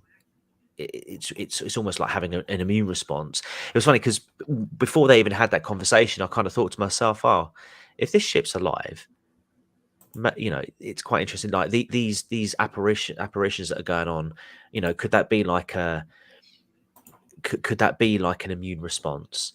And what you were sort of saying earlier about them sort of building up to this moment is essentially kind of like your white blood cells trying to figure out what the invader is before it actually has the understanding of what to deal with it. Does that make sense? Oh, And I think that's an interesting take. I didn't and I even think think it, like and that. I think it's at this point they're like, right, okay, we've dug into your minds enough now. We know what your fears are, and now we can really exploit it to the point where we can, I don't know, maybe get you to walk off a ledge. Yeah. See, the way that I always pictured it was, it's like a beast, and it's gonna feed off of you. You know, it's like it's like when a denizen of the warp kills you, it doesn't just kill you; it takes your soul. You know, it feeds off of your life essence, and then it usually uses your skin as some sort of clothing or decoration, and but like that's another conversation. As Like, evidenced by the along internal those decorations in the lines- ship. Yeah, Exactly. along those lines, I was just going to ask you quickly. I mean, we're talking about people going to hell, being torn apart, blood orgies, and all that stuff. Sorry, Susan. The death of Jason Isaacs, DJ, he's hung up by chains and eviscerated. Hellraiser? I was going to say, Yeah. very Hellraiser, very. It's not accidental. I think this film is composed of some prime cuts. Oh yeah, but like also very Warhammer as well. The chains and the ripping up, the guts and the displaying them and all that. Like, and also the like, I don't know if y'all noticed, but in that shot where the wide shot, there's like crosses and Latin symbols and blood on the pillars and stuff. It's like, bruh, Dr. Weird, say what you will about him, he works fast. Because it couldn't have been more than like 5 or 10 minutes. And man, he's like Jack the Ripper good. Although he is possessed by, demons. So, Yeah. Well, I would very much like to discuss, TCG, good take on that. And again, I found it is a lot like The Shining. The Overlook takes its time to know you. Yeah. And it learns your weakness. I mean, that's a standard interpretation of The Shining. Rob Agar's is very different, which is really worth looking at as well. But the way, it takes a while to work out exactly what their insecurities are, and then it, I think, slightly different this, where it just picks off everyone. Actually, no, sorry, I'm going to walk that back. It is a lot like The Shining, isn't it? Because it selects just a few key people to work on. Like, like for better or worse. Like I said, I would have liked to have seen at least 1 or 2 more deaths that were at least tangentially related to their own fears. Like the doctor chick, that was perfect. Like that was perfect. Yeah. And by the way, Murgut, he mentions a very interesting reference in the chat. It's similar to The Abyss.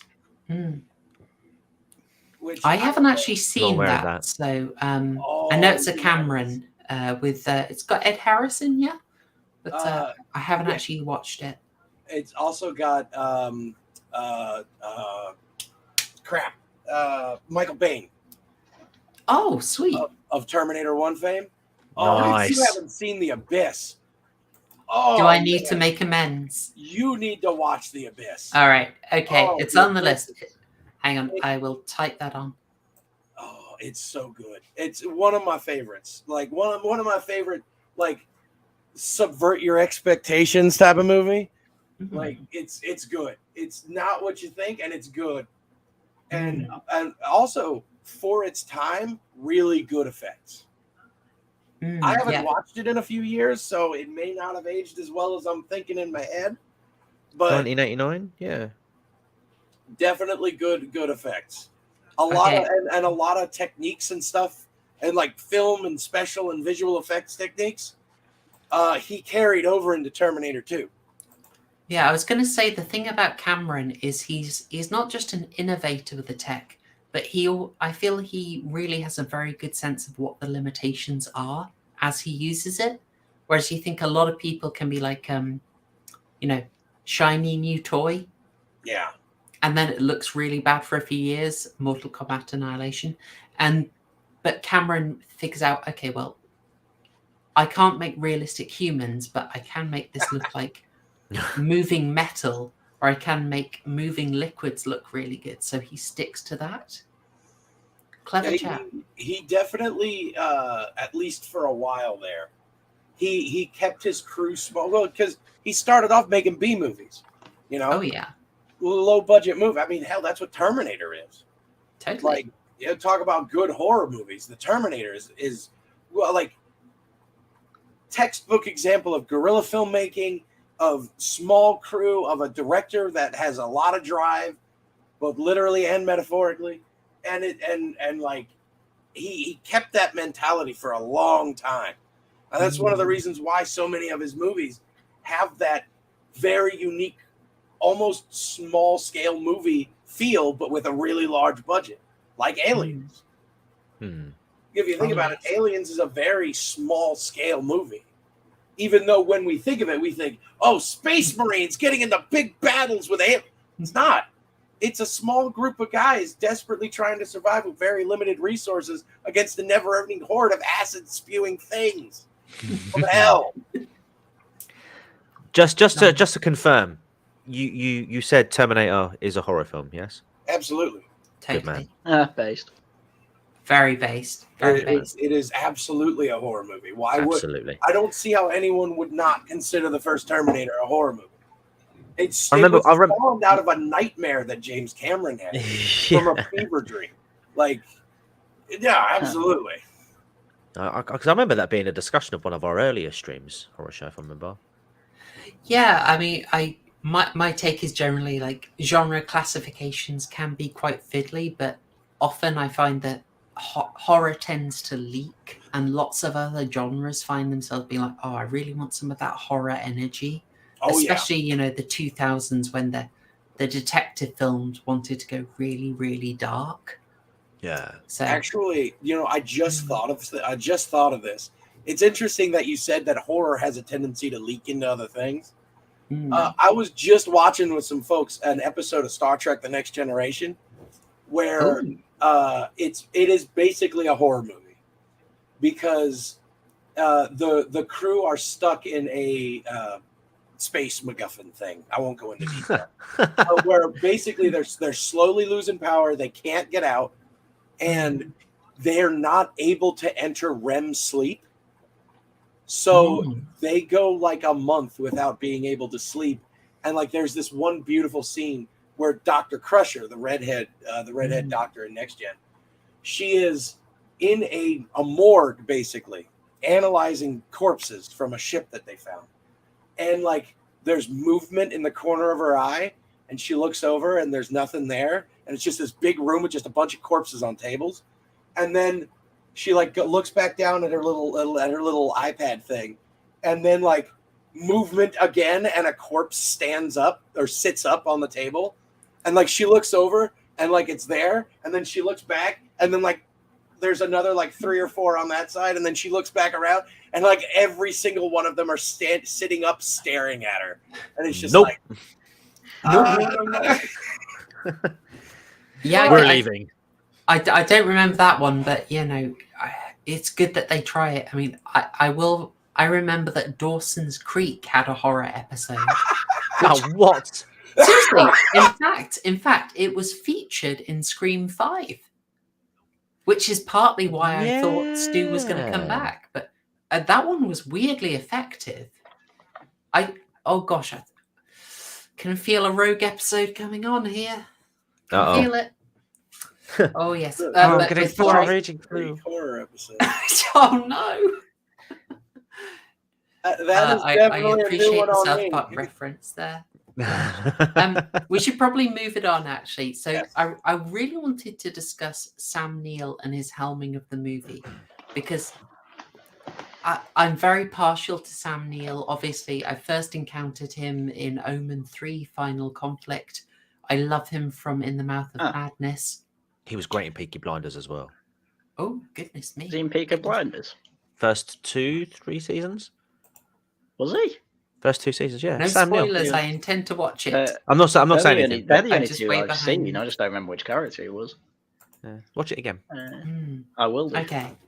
I intend to.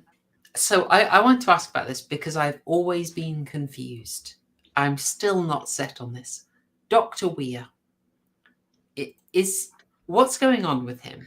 I don't know. Does he get turned at some point, or did he always plan to sort of take the ship through the warp again? What's your understanding? I mean, my if I had to take a stab at it, I would say that it was his intention to take the ship all along, and he was probably getting,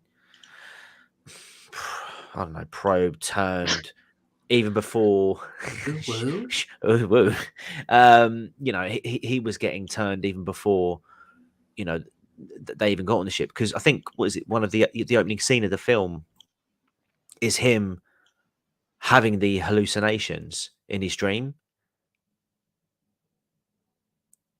True, if I remember correctly. Yeah, and I think he was always, or it was always on the cards that he was gonna turn. That was my impression. It wasn't clear, but I was always of the impression that, yeah, he is a shady character from the outset. It wasn't something that just happened later on. He was always very cagey with the answers that he was giving when they were looking for explanations, quick to dismiss other crew members, blame experiences that they had on delirium, while he himself was also experiencing the same things. Like when he's in the Matrix room and, you know, his wife appears to him, like you can hear her shouting, like calling to him, like halfway down the one side of the room and then gradually getting closer. And then, like, was it Cooper has exactly the same sort of a similar experience when he just sees Justin appear from nowhere and he's like, nah, you saw nothing. It's like, I like that explanation. I like the idea that there was always something working on him, because, as you say, he has that vision before they get there. He has a vision on board the ship.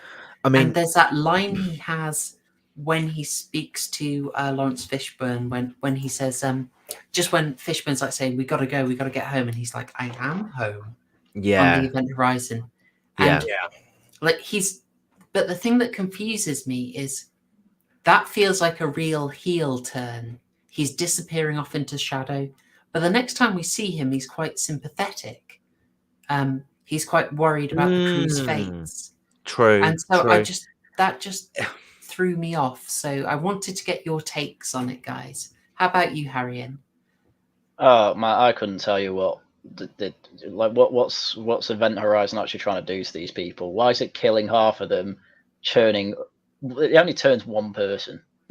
I'm so and then at the end it's explained, oh yeah, you know, we're the crew now, and I'm like, well, why have you killed all Look of at them? me.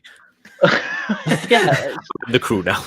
I couldn't tell you what the warp drive's trying to do, gravity drive's trying to do. And the power levels are all over the place. How's it? To answer one of your questions, the last thing that the ship needs is their bodies. It needs their souls. If you're taking it from a Lovecraftian / Warhammer 40K point of view, it's like, we don't need these flesh bags.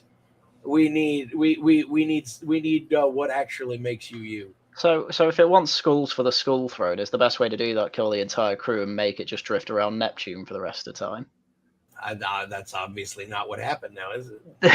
That's what happened the first time. Wow. I love it. It's sort of like, it's almost sort of comical when he's like, oh, we need you as a crew.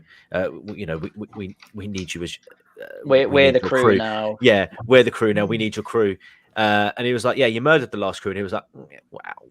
Well, wasn't the last thing Dr. Weir was trying to do was to fire up the drive so they'd go back into the warp? Yeah. So I felt that he was just going to pull the same trick again. The ship would disappear and it would reappear somewhere else and be investigated again. That was my understanding of what Weir was trying to do there, because it sort of got them already. Yeah. If I was a smart existential threat, I'd probably try and find a way to get it back to Earth. When I first saw this film, I initially thought that Dr. Weir's wife was actually on the Event Horizon on the original crew mission, and the reason why he was going out there, unbeknownst to the other crew, hence why there was this sort of secretive nature about him. I believed it to be down to the fact that his wife was originally on the ship, and yeah, he wanted to see if she was alive. And obviously, then you find out through the hallucinations that she's a plot device. Yeah, she seppuku'd in the bath. In a very effective scene, I've got to say. Yeah. Why did she commit forever sleep? It might be mentioned. I didn't catch it. It doesn't. No, it's not really mentioned. Again, it's one of the things about this film. They're very vague on things. He just says to her, you know, I was just buried deep in my work, and you know, when you needed me, I wasn't there. But that's all it explains. Women would literally kill themselves instead of talking to their husbands. Well, he wasn't around. You to think talk. women don't talk to their husbands, Harry? And I've got some bad news for you, my dude. Well, it's less talking, more nagging. Either way, the message either way, the conversation happens, the message gets across. So here is my take, and Go for it, Wes. Again, like this might be me filling holes, but for me, it was always obvious that Weir was always influenced by the dark whispers in his head. He designed the ship. He designed the engine. He knew, like, there's a part of him that always knew what was going to happen because he was influenced.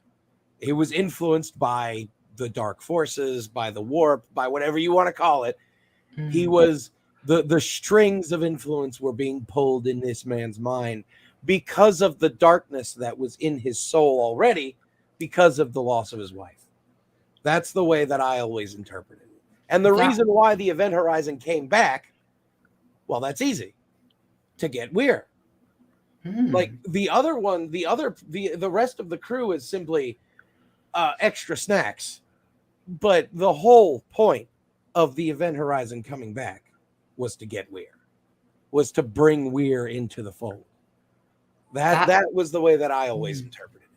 I like it. That makes sense of when he's seeing it. It also fits Lovecraft very well. You know, characters being guided by dreams to places.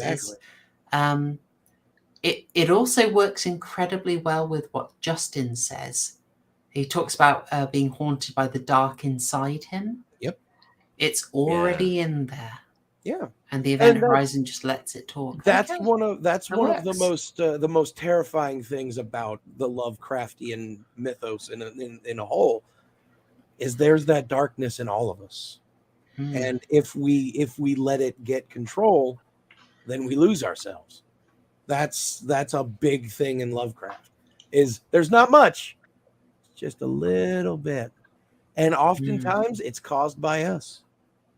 It's the things that we regret in our lives, the things not said, the roads not traveled, the regrets that haunt us when we close our eyes. All of these things. That's the darkness that he's talking about that's inside all of us. And when the more nefarious denizens of space, hell, what have you, are able to be let in, they grab onto those little dark spots and they rip them open and they make that darkness flood into our souls, if you will, and overwhelm us if we're not careful. That's what that is what is going on here, basically. And bless you. Sorry about that. No, you're fine. I was going to say Lovecraft has so many ways that he does that, and there's a story we're going to deal with very soon, like the case of Charles Dexter Ward. And in that case, he represents that darkness in you, that inherent tendency is like a sort of evil ancestors whose blood flows in your veins. He likes that. The blood flowing in your veins is what he'll go to a lot.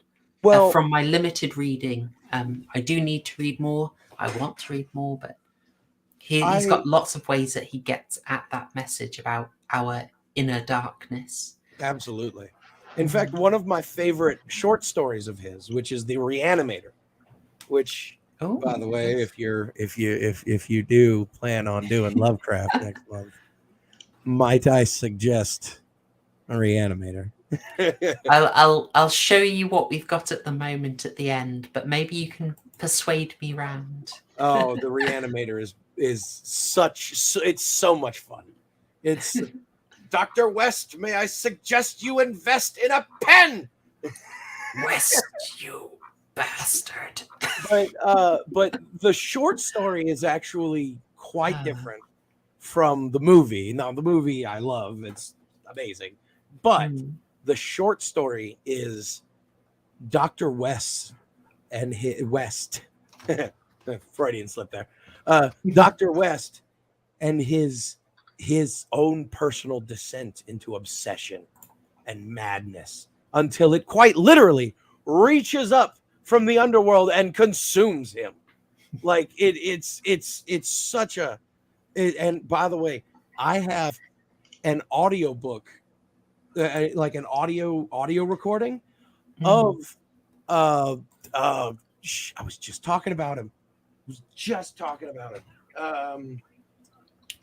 The guy who plays Dr. West in The Reanimator.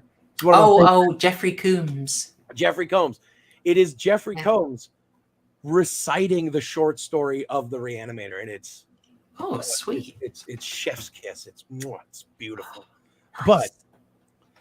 But excuse me, I'm sorry again for doing that. But the thing is like that's one of the things that is how I interpret Event Horizon.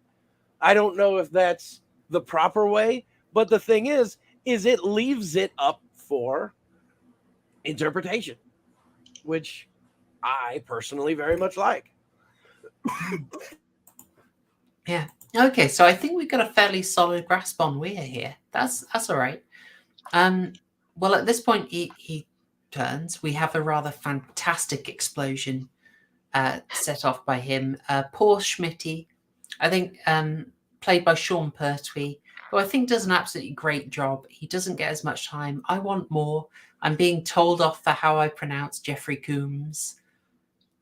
You guys might be right. Several people have told me it's Combs, but I always thought it was Combs. I have always heard it pronounced as Combs, and I'm pretty sure I've heard him pronounce it as Combs as well. Because, again, Jeffrey Combs, huge Star Trek actor. Oh, of course. Of course. He's Wayoon. He's Brunt FCA. He's Shran in Enterprise. Man, some of the best roles in Star Trek. We got to be careful hopping on the Coombe train. We could be in there a while. So we should. I want us to move towards the finale where we've basically everyone's been killed off except Jolie Richardson. I never learn character names. Cooper, who we haven't actually talked about. Oh, Cooper's hilarious, but hilariously bad, but hilarious at the same, nonetheless. I really like him. It's one of the things where Event Horizon can feel like two different movies. Yeah. Oh my God, he is what the a comic line. relief, but I love this scene so much. He is your quintessential 90s character. Yes, yes. Do you want something warm and black inside you? Nah. All right, then what about coffee? Great line. Perfect. Yeah. Perfect. It's that Aliens feel, you know? Yeah, it works so darn well. Hey, Vasquez, did anyone ever mistake you for a woman? No. No. How about you? Great stuff. Hey, Scrump in the chat. Is it Jeffrey Combs or Jeffrey Combs? Help us out, Scrump. Give us a verdict. Or is it Jeffrey Brush? Or Jeffrey Brush? Or Jeffrey Jizz. Family-friendly stream. Now back to the disembowelings. So I'll get it to a bit that I always found contentious, talking about Cooper, who I really enjoy, but it is just, gosh darn it, it seems like it's from a different movie.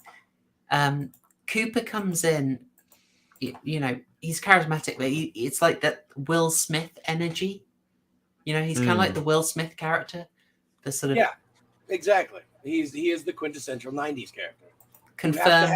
It's Coombs. It is law that at least one character needs to be like this in everything 1992 to 2002. Jeffrey Spooge. Oh dear. Yeah, he is that sort of funny black guy character that was. It's Independence Day. Will Smith's character in Independence Independence Day. Day. Any cop movie? Do you remember Dave Chappelle was in the Tom Hanks movie You've Got Mail? Oh written yeah. for that? Ah, Like they always put that character in. Yeah, I have a. How do we feel about Cooper surviving and coming back? Because this is something that I do feel. I find it such a difficult fit with the movie. It really is. But I can't help it. I like it. I think it's an interesting twist on the head. You know, like it's not something you expect, and I liked it. I really struggled with it because it's a time of high tension. You know, there's a battle between evil Weir, who looking like he does in that crime guy's avatar there. It's a tense scene, and then Cooper comes in with a comic relief. It's like I don't want comic relief now. I want tension now. I feel it. I feel it, but like I can't help it, man. I am the type of person that does like a little subversion in my movies. I just don't like it too much. Oh boy, have I got literally any film in the 21st century for you? Yeah, exactly. Yeah. I mean, I didn't have any problems with this scene whatsoever. I thought it was in character, and I thought it was fitting with the tone as the film had portrayed the tone. I don't think it aimed for that being as keep funny talking. with that, you know. Keep talking. Keep talking. Huh? What? No, just keep talking. Keep talking. I'm doing something in the background. All right, I will throw something out there. Something like let's think about the fact that this is Paul W.S. Anderson's sort of major film. I think he's already done Mortal Kombat at this point. This feels like such a good predictor of all the films he would make after this. Like you can see the energy in this and how he brings that to, say, Resident Evil, to, oh my gosh, how he brings it to Resident Evil, how he brings it to, help me out, what else has he done, folks?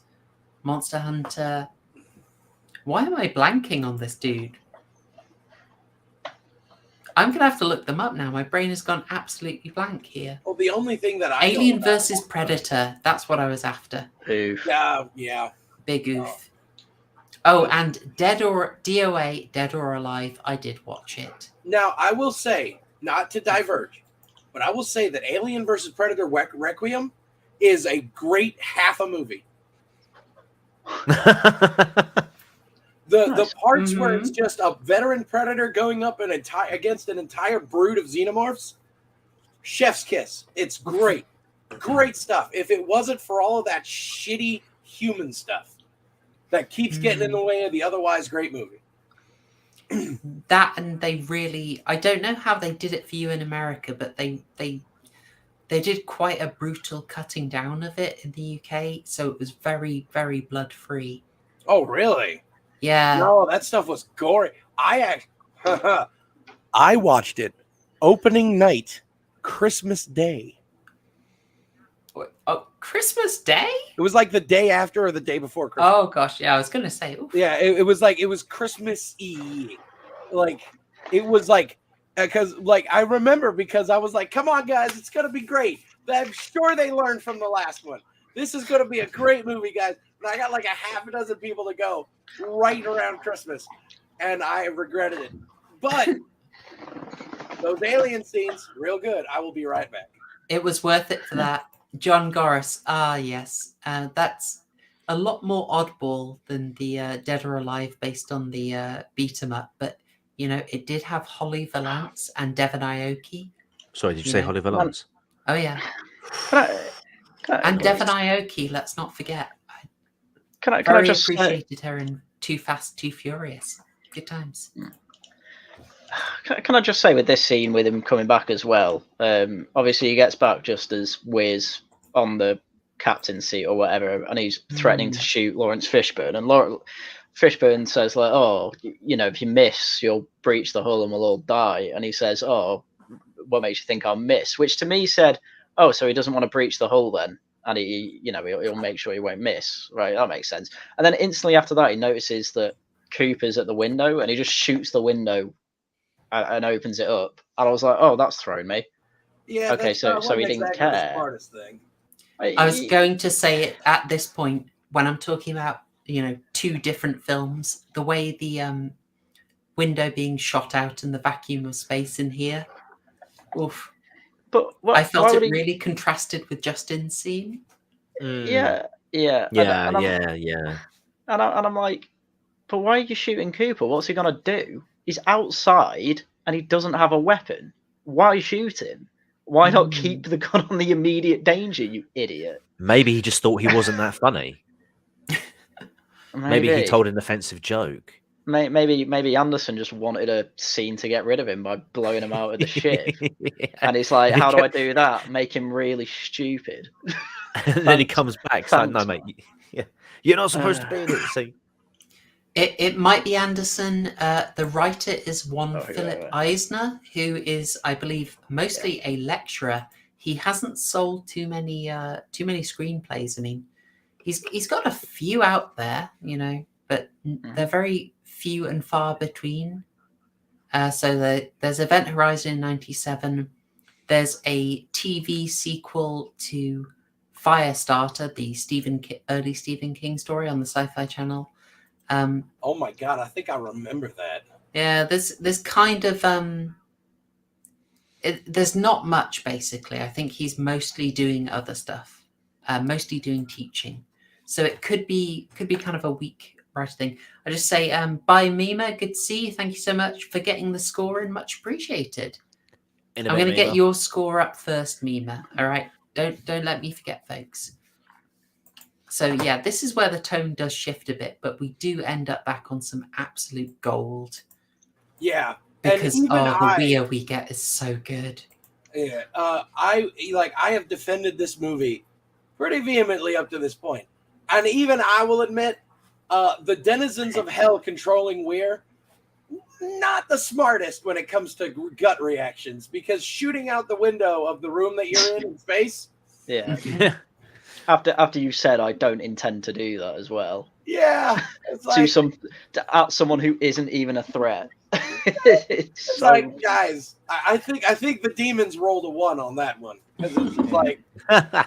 and now here's the thing: if that thing would have gone through and like pierced Cooper in the face, yeah, that would have been kind of cool. And like maybe like there was like these handful like 30 seconds or so where like Cooper's twitching, vibrating corpse is like keeping the suction in, and he's like screaming and dying in a horrible way. That would have been kind of cool, but no, he's kind of like, oh, he broke the glass. Oh, I would have really liked Cooper to have been one of those guys who got the Peters style death. Yeah, like he could have really pulled it out and had something. It would be, if they could pull it off with the writing and acting, having the guy who's basically comic relief, take the hit and have something horrible happen. It can work really, really well. Oh, like have it be like he watched his mother commit suicide when he was a kid, and he blames himself, and like you keep seeing these images of like someone hanging in the rafters of the every time he walks by, like not even he notices it at first, and then like in the end. Like he gets into a situation where he's strangled to death, like in the exact same pose. Something like that would be great. I mean, I'm just thinking of times when you had like the Fisher King. I'm going way back to Terry Gilliam there, but Robin Williams in that, he's mostly doing his manic energy, but he pulls out some tragic stuff. Or there's also that episode of Homicide: Life in the Street he was in. Oof. Robin Williams is quite a tragic topic. Yeah. I just I like it when the comedic actors show the depth. So I could have done that, and you could have had that more similar to the Shining style death that we talked about wanting. Absolutely. So that would have been a fix I'd really like to apply. But yeah, that is definitely a negative mark for me, which is it's like you could have very easily written. Not even all that much, just some. darkness in each of these characters. Mm. But you really didn't. Like, it was really just short-haired doctor girl and weird. And, like, they insinuate it with Jason Isaacs' character. Like, I don't know if you noticed, but he had a fucking autopsy scar. Did you see that? Like, right before he got, you know. Yeah, I did see that. Yeah, I noticed that. He had what looked like an autopsy scar, and there's obviously something there. I mean, trust me, no one knows Latin and isn't damaged in some way. Trust me. I didn't think we got as much from Jolie Richardson's character. I don't know if you felt that, but I don't think she was super developed. Yeah, like that's part of the thing. Like this is a definite negative mark on this movie, which is, as much as I love them, maybe cut down on the establishment shots a little bit and focus more on creating these characters who, I mean, these are characters that jump into basically deathly situations on a regular basis, at least according to their perspective. I'm not sure if you need to cut much. I mean, it's a 95-minute movie. You can add 10 minutes to this quite happily. Like you know, have the British chick. What was her name? You just said it. Jolie Richardson. Yeah, have her become from a military family, and have you know, like have her see her father die in like high definition news footage, you know, of some border war that happened on the shoulders of Orion or some shit like that. You know, something like that. Something unorthodox that fits a sci-fi setting. They have time to develop. Like that would have been nice. I would have appreciated that. But yeah. Let's talk about the ending scene, because I've been quite selective in what I've shown here, because naked, heavily scarred Weir is a bit difficult to get away with. But I loved this stuff. This was absolute candy. Oh yeah. Yeah. Very Hellraiser. When he comes much back. Hellraiser vibes. Yeah. The ship brought me back. It is borderline operatic. It is so over the top. It looks absolutely gorgeous. As Randy says, carnage, candy. And the film kind of earns it by this point. It's earned its massive scale. I loved it. I absolutely loved it. Sam Neill is just really going all out there, and it's the right side of ham, you know. It really is. Not too much ham, but enough ham so that you feel very fulfilled. And not only is it ham, but you get grill marks, as you can plainly see on the ham. Yeah, I just think he judged it very well. He knows what's going on. You're getting it amplified by just these flashes of hell as a taster. Oh yeah. Was it just what? So yeah, was it just the dead crew members that were in that little flashback bit? Because I noticed that Justin's in there too. Justin's in there too, but obviously he's not dead. No, but I think his soul experienced it when he went in the gravity drive. Right, That's what I took from that. Yeah, no, that's fine. I just wanted to get your takes, because that was my impression of it, and I can understand why you would, because at the start of the stream you said Justin was dead. And it's easy interesting to see why. Sorry. No, that's it. It's interesting that y'all brought up Hellraiser for just a moment, because I think the last time that we talked, I did mention this about Hellraiser. While I like the movie, the book is so much better, because the book, the what are they called? Cenobites. The Cenobites.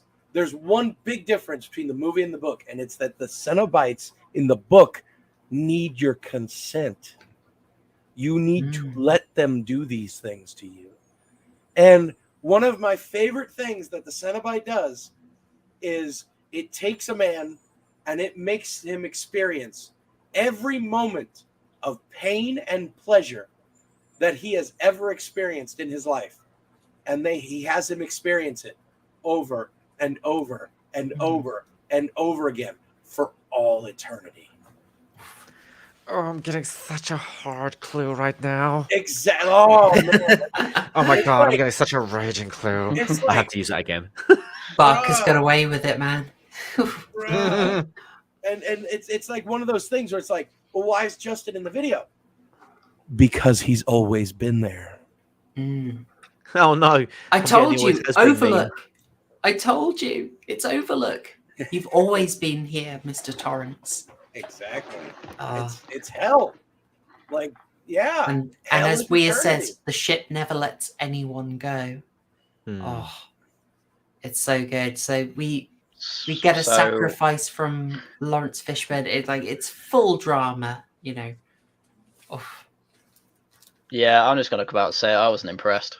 oh, go for it. Go for it. This Did was you the not film like my jumping- operatic schlock, Haryan? No, it made me hate it more. Oh. This is the film's jumping the shark, basically. The ship now has resurrection powers, and it's like, oh, this ship can do a lot, and it seems to do the least amount it could possibly do up until this point. How the hell did it lose?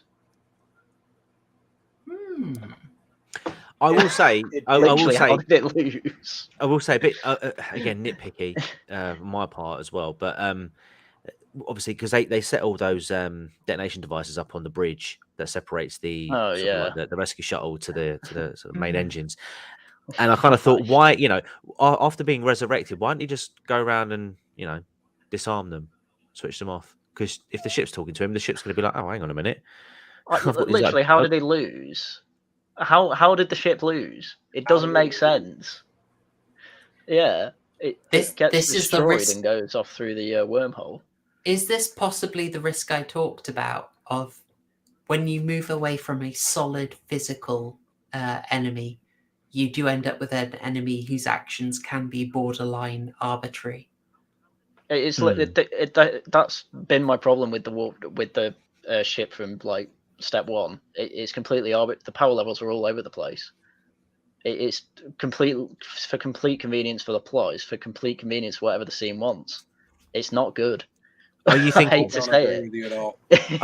I'm just gonna mention this now because I think because didn't you have the same problem or same issue with like the Final Destination films? Me. Yes. Yeah. He did. Which is kind of fair. It's kind of fair when, like, you know, death is controlling basically everything, and it could and they literally just can't at the same time. Well, It's that so was annoying. most egregious in the finale. The final action scene of that film, Yeah. because there were so many examples where death was clearly pulling its punches. Yeah, and it was so weird, Final Destination as well, because it had these really elaborate Rube Goldberg death traps, and then one of the girl just gets killed by a bus running her over, and it's like, but come on, man. I mean, that was really funny, but yeah. But I mean, this is what I've got with this film. The ship literally has resurrection powers. It can manipulate the physical world. I don't know what it's trying to do. I don't know why it's trying to do it. And the only explanation I can ever come up with is because it makes the scene cool. There might be a certain amount of rule of cool. Chat are bringing this up, and I also want to sort of, because I was going to ask you, but did the ship actually lose? Because bearing in mind, no, it absolutely did not. Because here's the thing: why is Wes shouting no when he's blowing it up? Because obviously their ship gets destroyed, so they have to use the escape pod, not the pod, but the actual. But they have to separate, or they just have to use the rescue portion of the ship to escape. The ship is a living organism, by the film's words, because it comes, it goes in the wormhole as just a piece of metal, comes out a living machine, and it goes back to Earth 72 days later at the end. The ship has, for all intents and purposes, mission accomplished. The film ends the way that the film started. One main character having hallucinations of bad things happening, only to find out, oh, it was just a hallucination. So I don't think the ship I don't think the ship lost. Yeah, so remember, though, again, this is my interpretation. But the whole reason why the ship came back was to get Weir. And it did. Mission accomplished, as far as I can see. And the simple fact that it lives on, the madness lives on because it touched the minds of others. That just means it's going to spread, homie. It's going to spread like wildfire. We are dripping Lovecraft everywhere with that. Exactly. You know, any victory is a Pyrrhic victory, and probably a temporary one at that. I can see it. I can see it, Haryan. I can see it. I'd also want to point out, thank you so much. With this film in particular, we need it. Yeah. Much appreciated. Yes. Okay. So, yes, as we said, that Blown Up, we instead, you know, we don't get just a single female survivor as often happens. So they didn't go full Ripley. The black guy survives. What the hell? Yeah. I think that's such a fake claim. The whole black guy dies first thing is such a. Honestly, of all the horror films we've watched, I don't think I've seen it once. I just don't see where that meme comes from. I must have told you about this. I was going to get really autistic about it, and I was just going to pick 100 films at random from the 80s and 90s in horror, and I was just going to check if they had a black character, does that character die first? And I was just going to chart my results. Maybe next bank holiday I'll give that a go or something, but necessarily dies first, but the black guy usually does die eventually. But I mean, you know, I don't have a problem with it. People die. That's kind of the point of horror movies. I know that it's just such a weird meme because it doesn't. If they're like, God, the girl with the second largest boobs always survives. It's like, yes, that's pretty true. That's pretty true. You want those middle boobs, right? Okay, that's a ticket to victory. You check out the black guys dying in films, in horror films, and I'll check out the girls with the second largest tits dying in horror films. Yeah, so cool. The virgin. It's also the virgin. You know. True. The virginal type. But yeah, like there is one more field of topic that I would like to broach if go for it. If we're done with the movie. Yeah, sure. Go ahead, man. That is the influences that this movie has had in our pop culture. Oh, in that case, if I can pause you very briefly, just to round off, just so we're clear, we've had the sacrifice of the captain, that noble death that has to happen, and then we are left just with Cooper and Jolie Richardson's character, whose name I never learned, Stark. And Dustin. And yes, just like in the side, just somewhere off Justin's the side. on ice, but yeah, we do get the classic 90s ending scare of her still being haunted, which I really like. And then, well, we don't know exactly what's going to happen to them after that. Maybe they go and make some TV adverts. I don't know. It's all right. We're safe. But we're then hit with the techno ad music. Oh classic. Yeah. Even in Ring, we got techno music at the end. That's how you know you're in the 90s horror. So that's rounding off the film. So moving on to the influences. Go on, Wes. Obviously, one of the big influences is, 40K, which 40K does have a tendency to pick and choose things, and is heavily influenced by, inspired by various pop culture references, and more than a little bit of 40K things are influenced by this movie. Now, there are some people who say, well, the warp was there before Event Horizon came out. Yeah, true. But you have to admit, aesthetically, it's more than a little influenced. But not going to hold that against them. Good thing to be influenced by. The second thing is Doom. Oh.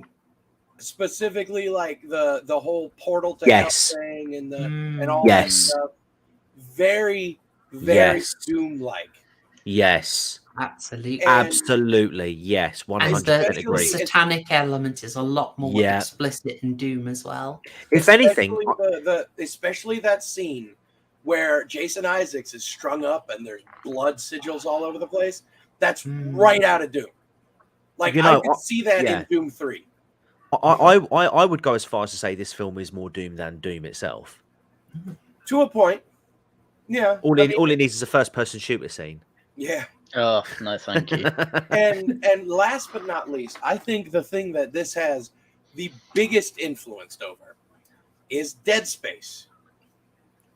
Ooh. Even because I don't know if you remember the opening of Dead Space. I don't know how big of a video game player y'all are, but the opening of Dead Space is the main character lamenting over his wife/girlfriend. That's right. And he is going to the Ishimura to go find out what happened to her. And the Ishimura is this big honking ship, and it's really creepy, and everything's backlit, and it's more than little subtle Gothic architecture. And halfway through, you get the Unitarians, and there's these candles and blood sigils all over the place. All you have to do is just replace hell demons with the necromorphs, and you basically have this movie. You know, like that. Dead Space is more than a little bit inspired by this movie. And I'm convinced. I'd throw another one your way. Have any of you heard of a little film called Pandorum? That was going to be the next thing I said. Ah, great minds. Because it's an open secret that Pandorum is the spiritual sequel to Event Horizon. Like, everyone that I've talked to that know of both of these movies, they're like, oh, absolutely. Like, it is very much a spiritual sequel. Now, the real question is, which one's better? I lean towards this, but in fairness, I only saw Pandorum once, and I could probably do with going over it again. I quite liked, how can I say, I liked keeping it spoiler free. I liked the ending twist. That worked for me. In Pandorum? Yes. Oh God, yes. The ending in Pandorum is great. Yeah, I wasn't sure of the rest of it so much, but I'd give it another go and try and make more sense of it. I like the concept that they had. I like it was layered really well. The levels of mystery and suspense. It's like, oh, this is the situation. Oh wait, nope. This is oh crap. This is the situation, and it's like it just keeps getting worse. Yeah, that worked very well for it. I was gonna say as well, one more thing that I reckon had some influence from this is actually this little video game you may have heard of called Soma. Because that's about, it's more of an AI developing a consciousness and going from there, but it's doing horrific things and really torturing people, and that's even got people scooping their eyes out. And even on well, how about BioShock? Well, hang on, just before we do BioShock, Haryan. When am I going to finish it? Yeah. When are you going to finish it? Yeah. Good one. Yeah. I have to ask you every time, man. I know. All right. Yeah. Them's the rules. I think even if this film is not perfect and it's got some weird tonal whiplash that just seems to come with every Paul W.S. Anderson film, it's clearly done something right, because even just visually, it's had such an influence on so many things. Absolutely. So it's done some things very right. Yeah. All right. Go ahead. I was going to round this off now, if that's cool. So if there's anything else you have, that's I was otherwise going to get into scores and closing thoughts. Oh, well, no, the only thing that I was going to add to that is, I think more than anything else, it's the visuals and it's the feel. It's the way that the cinematography works so well with the lighting. And let's be honest, the majority of the actors, in fact, with the exception of Cooper, who's obviously a character, like a very 90s character that by law has to be in these movies. Everyone does an amazing job. Like even like Smitty, who, is pretty much only there to just be the poor bastard who just wants to go home. Even he does a really good job. Absolutely. And that really, and you know, that leads me to like it. But the thing is they are such good characters in spite of the fact that we don't really get a lot of time with them, unfortunately. And I think that could be a major source of improvement for this movie, would be let's get more time with these characters, give them more depth, so that when they do kill themselves or die in some horrific way, or worse than die, because that is very possible in this scenario, we feel it. But yeah, that's my only thing. Yeah, just to give the Peters treatment to all the other characters. Yeah, that'd be definitely great. All right, let's move on to scores and closing thoughts. Now, I did promise I was going to get memes up first. So, TCG, would you like to go first? Yeah, sure. I'll keep my score short. CGI naff. The practical effects, like, yeah, while it looks a bit messy in there, and yeah, maybe they could clean. I think it just gave a good sort of visual representation as to how messy things got on the event horizon beforehand. Storyline's a bit all over the place, and some of the plot was a bit confusing. But I mean, overall, it was all right. It was all right. I'm not going to knock it too hard because I like Sam Neill. It was a good, strong cast, and yeah, Cooper's coffee line was definitely my favourite line in the film. Classic. Was it a first time watch for you, TCG? No, but it was a long time since I'd last watched it. So, but I mean, you might as well call it a first time watch because I'd remembered very, very, very little. But yeah, I mean, it was fun. It had, you know, actiony bits and all that jazz. I'd recommend it. But in terms of score, I'd say it's like a solid 7 with at least a whole bunch of cheese. The vast majority of that is Cooper has contributed, and a plethora, I should say, of tomato ketchup for the amount of blood. Oh, no doubt on that. I can go with that. And I agree, Pertwee needed more time on screen. Definitely. All right. Oh, strong scores here, strong scores. How about you, Wes? Would you like to follow up with your score and closing thoughts? Scores out of 12. Be a minute. Okay, no worries. Tell you what, I'll do my closing thoughts. There's so much I like about it. There's absolutely no shame in making this movie out of some elements of other horrors. So we've talked about the Hellraiser influence, the Shining influence, blended together wonderfully, the Aliens and Alien influence. There is nothing wrong with that, and it has created a film with a really strong visual, a really strong vibe, and you can absolutely see why this film, even though it has some pretty darn sloppy elements, has such a cult following. I'm on 4 watches now, and it's still a breeze. It just flies by and it hits you with some lovely, memorable stuff and characters that you like. I don't think we talked about that enough.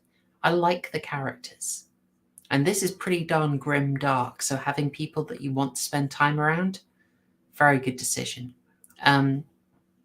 So yeah, annoying tonal shifts and some questionable science aside, it's still a high score for me. I enjoyed it a lot. I didn't like the techno, and I thought the missing eyes CGI was a bit glorious.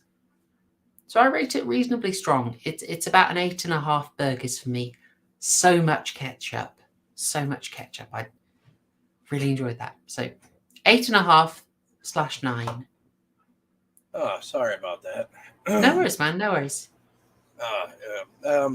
So, in the end, because I did watch it with a very neutral lens, and Yeah, no, the tonal shift, the are definitely jarring. The CGI, well, I believe that the CGI is shadowed well most of the time. Yeah, obviously that's a detriment. It did not age well, but most CGI from the 90s didn't. So, and it, like I said, the lack of time we get to spend with these characters and the kind of corny deaths of more than one of them, or actually pretty much just one, but you know what I mean. They didn't exactly use the deaths well. Like, they used some, but not all. Also, another thing that we didn't broach, the music. The music was kind of like, it wasn't bad, but more than one cheesy jump scare. Yeah, there are a couple of cheap ones in there. Yeah, and that was kind of a negative mark for me. But like I said, the acting, the tone, the visuals, the grab bag amalgamation of retro-futurism from the 80s and 90s that they threw in with this crazy gothic feel of the Event Horizon, and it's just more than makes up for most of the failings. If we're using a scale of 1 to 10, I would give it a solid 7 or an 8. But what about out of 12 burgers, the accepted scale on this channel? Oh, apologies. Well, okay, don't worry. Real quick, give me an example of a 12 burger movie. Candyman. Oh, Hot Fuzz. Brave. Yeah, I would have to give it a solid 8 or 9. I think that's fair. That's fair. Yeah.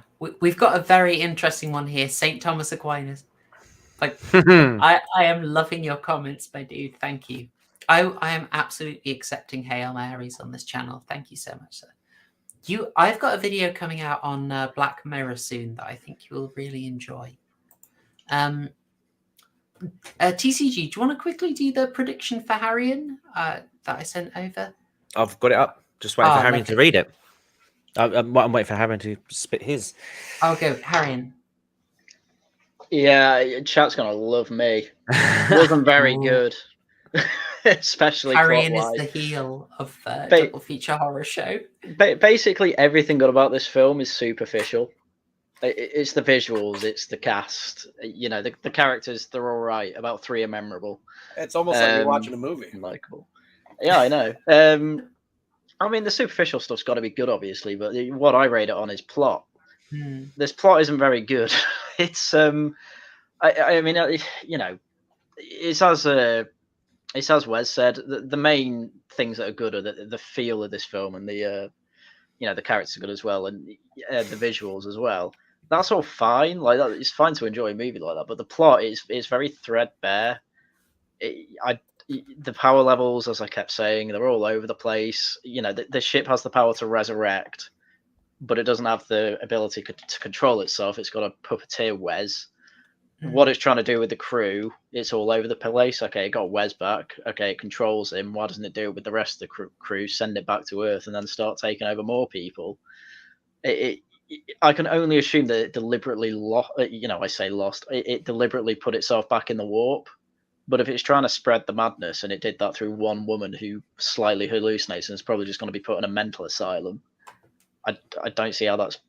I don't know what it was trying to do, basically, and I've been trying to wrap my head around it. And I think the only way people can really explain these things are through headcanon and things that and quite a lot of the time, I think the movie is contradicting it. These headcanons, just. I didn't like it. Well, no, that's not true. I did like this film. There was just a lot of stupid I had to ignore to enjoy the scenes that by themselves were good. This is another one of those films where I'd recommend just go watch the good scenes on YouTube as clips, because putting the whole film together probably doesn't really help, in my opinion. I mean, if the atmosphere is good, would you lose that by just watching the clips, though? Probably not. Okay. I don't think so. Sorry to interrupt. Go ahead. No, it's fine. It's fine. So in terms of burgers, it's probably a 4 with cheese. This really was. Right. This was You know really what? tizzing me. Yeah, I wasn't gonna mention this, but I got a comment on my channel about 2 weeks ago, right? Yeah. That simply says that second person you linked looks like a total douchebag for real. They were talking about you, mate. Haryan, yeah. you're brave. And You're welcome. It's one of those things. I don't think anything you said is wrong. No. In the sense of, I can They see did leave the a comment. EFAT training here, and I do totally get it. It's kind of like a lot of the horror that we will watch. The plot is extremely basic, and a lot of it is about atmosphere. And this is something that can drive people off. But this is the thing. Like Star Wars has a basic plot. It's still a 10 out of 12. You can have a basic. Wait, which Star Wars? Episode 4. I wouldn't say Star Wars is that basic. Or 5. There's quite a lot more movement there. This is a fair bit more simple once you're in the second half of it. After chat is oof. They are fuming. I love the line. Haryan is being stunning and brave here. It disgusts me. Yeah, obviously, I don't think it's but, yeah. I'm sorry.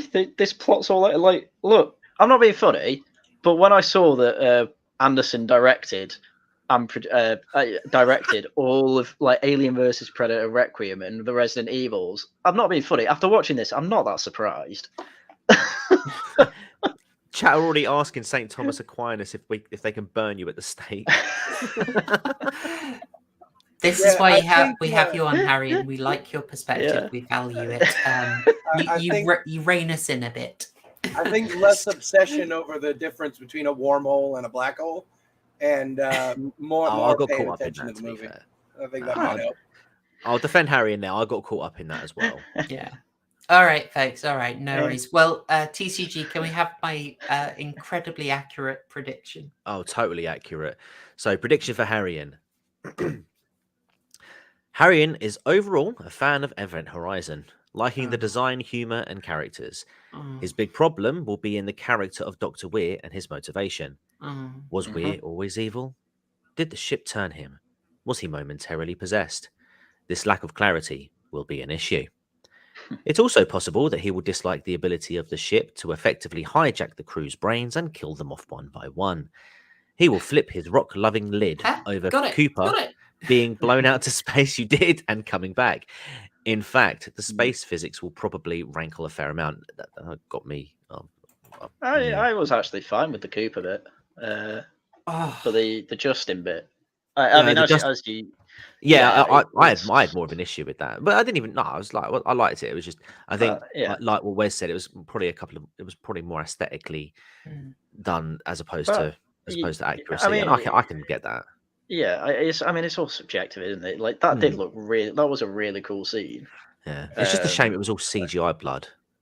But anyway, as the story is first for Haryan and Event Horizon leaves a lot unclear, the score will be a respectable 6 out of 12 burgers, 7 if he liked the coffee joke. I did. So you're not too far off. Only 2 off, to be fair. Bearing in mind that I always overrate it, and I need to scale it back a bit. We're still calibrating the prediction. All right. How's mine the most effeminate take? I've gone completely against the grain. It's because you're wrong. Haryan. It's because you're wrong, Harry, and that's why. Oh, well, there we go. Thanks. All right. Chat, guys, listen. All this talk about burning Haryan at the stake. You need to go back and watch my Salem Witch Trial stream that I did with Haryan, Denzel, and Aidan Paladin. And you'll hopefully that will. Hopefully that will placate you. No, it's on the main. It's on my main channel. I definitely do not agree. He does not deserve to be burned at the stake. He should be thrown in a wormhole and sent to hell. Or is it a black hole? I'm not I'll sure. say don't confuse it with a black Oh, hole. No. Gotcha, bitch. Wormhole, black hole. How about you shut your pipe hole and let me finish the stream, Hey. huh? Hey. Hey. Smooth. Me. All right, folks. Well, I've enjoyed this one. Very much. It's been a good one. I knew I would enjoy discussing this. But that is us for Event Horizon, and a film with a lot to say about it. As for where we are going forward from here, I have checked, and we can end the month with a bit of an interesting one. We're going to be a bit light-hearted and end May with Happy Death Day. It's Groundhog Day as a horror movie. Yeah. It's a bit of a hoot. And it's got a little bit more going for it than you might think. It's a little bit based. We'll discuss that next week. So watch Happy Death Day, and we'll be joined by Paleoanglism. Paleoanglism. Haryan, say it again. British night. Angloism. Yes, there we go. Why can't he have a pronounceable name? You know what I mean? Imagine having a name that's Angloism. unpronounceable. Yeah. Oh, terrible. Imagine Anyway, he's that. going to be on, which will be great. We've been trying to get him on for a while, but he hates horror movies, and can't really watch them. So we found something that works. Wow. And I think you're really Most going to feminine enjoy it. take. Happy Death Day is a hoot. So we're going to go that, and then as you can see, it didn't win by as much as I thought it might initially, because YouTube, the YouTube poll and the Twitter poll were more balanced. But nevertheless, Lovecraft did win. And in fact, you know what? There is actually so much Lovecraft that I am going to do a Lovecraft Part 2 later. This is what I'm thinking for the initial lineup of our Lovecraft stream. So fairly modern, Colour Out of Space, Haunted Palace, which is an adaptation of the Case of Charles Dexter Ward. And then I've got an audio play of the Case of Charles Dexter Ward, which is absolutely fantastic. As for what we're leading with, I think we'll lead with the Haunted Palace, and then we'll go into the sort of richer version of the story in the audio play, but I haven't decided. And then to cap off the arc, we've got some fantastic John Carpenter with 1994's In the Mouth of Madness, with more Sam Neill. Oh, yeah. A very good arc. So I will be contacting guests about that and distributing it. I'm afraid to say the Carpenter has instantly been claimed. But we have many options available. Okay, folks. So with that, I'm going to thank my guests for turning up. Wes, thank you for joining us again. I'm really glad you could make it, mate. Oh, yeah. Absolute pleasure having you on. And thanks also to TCG and Haryan. Pleasure as always.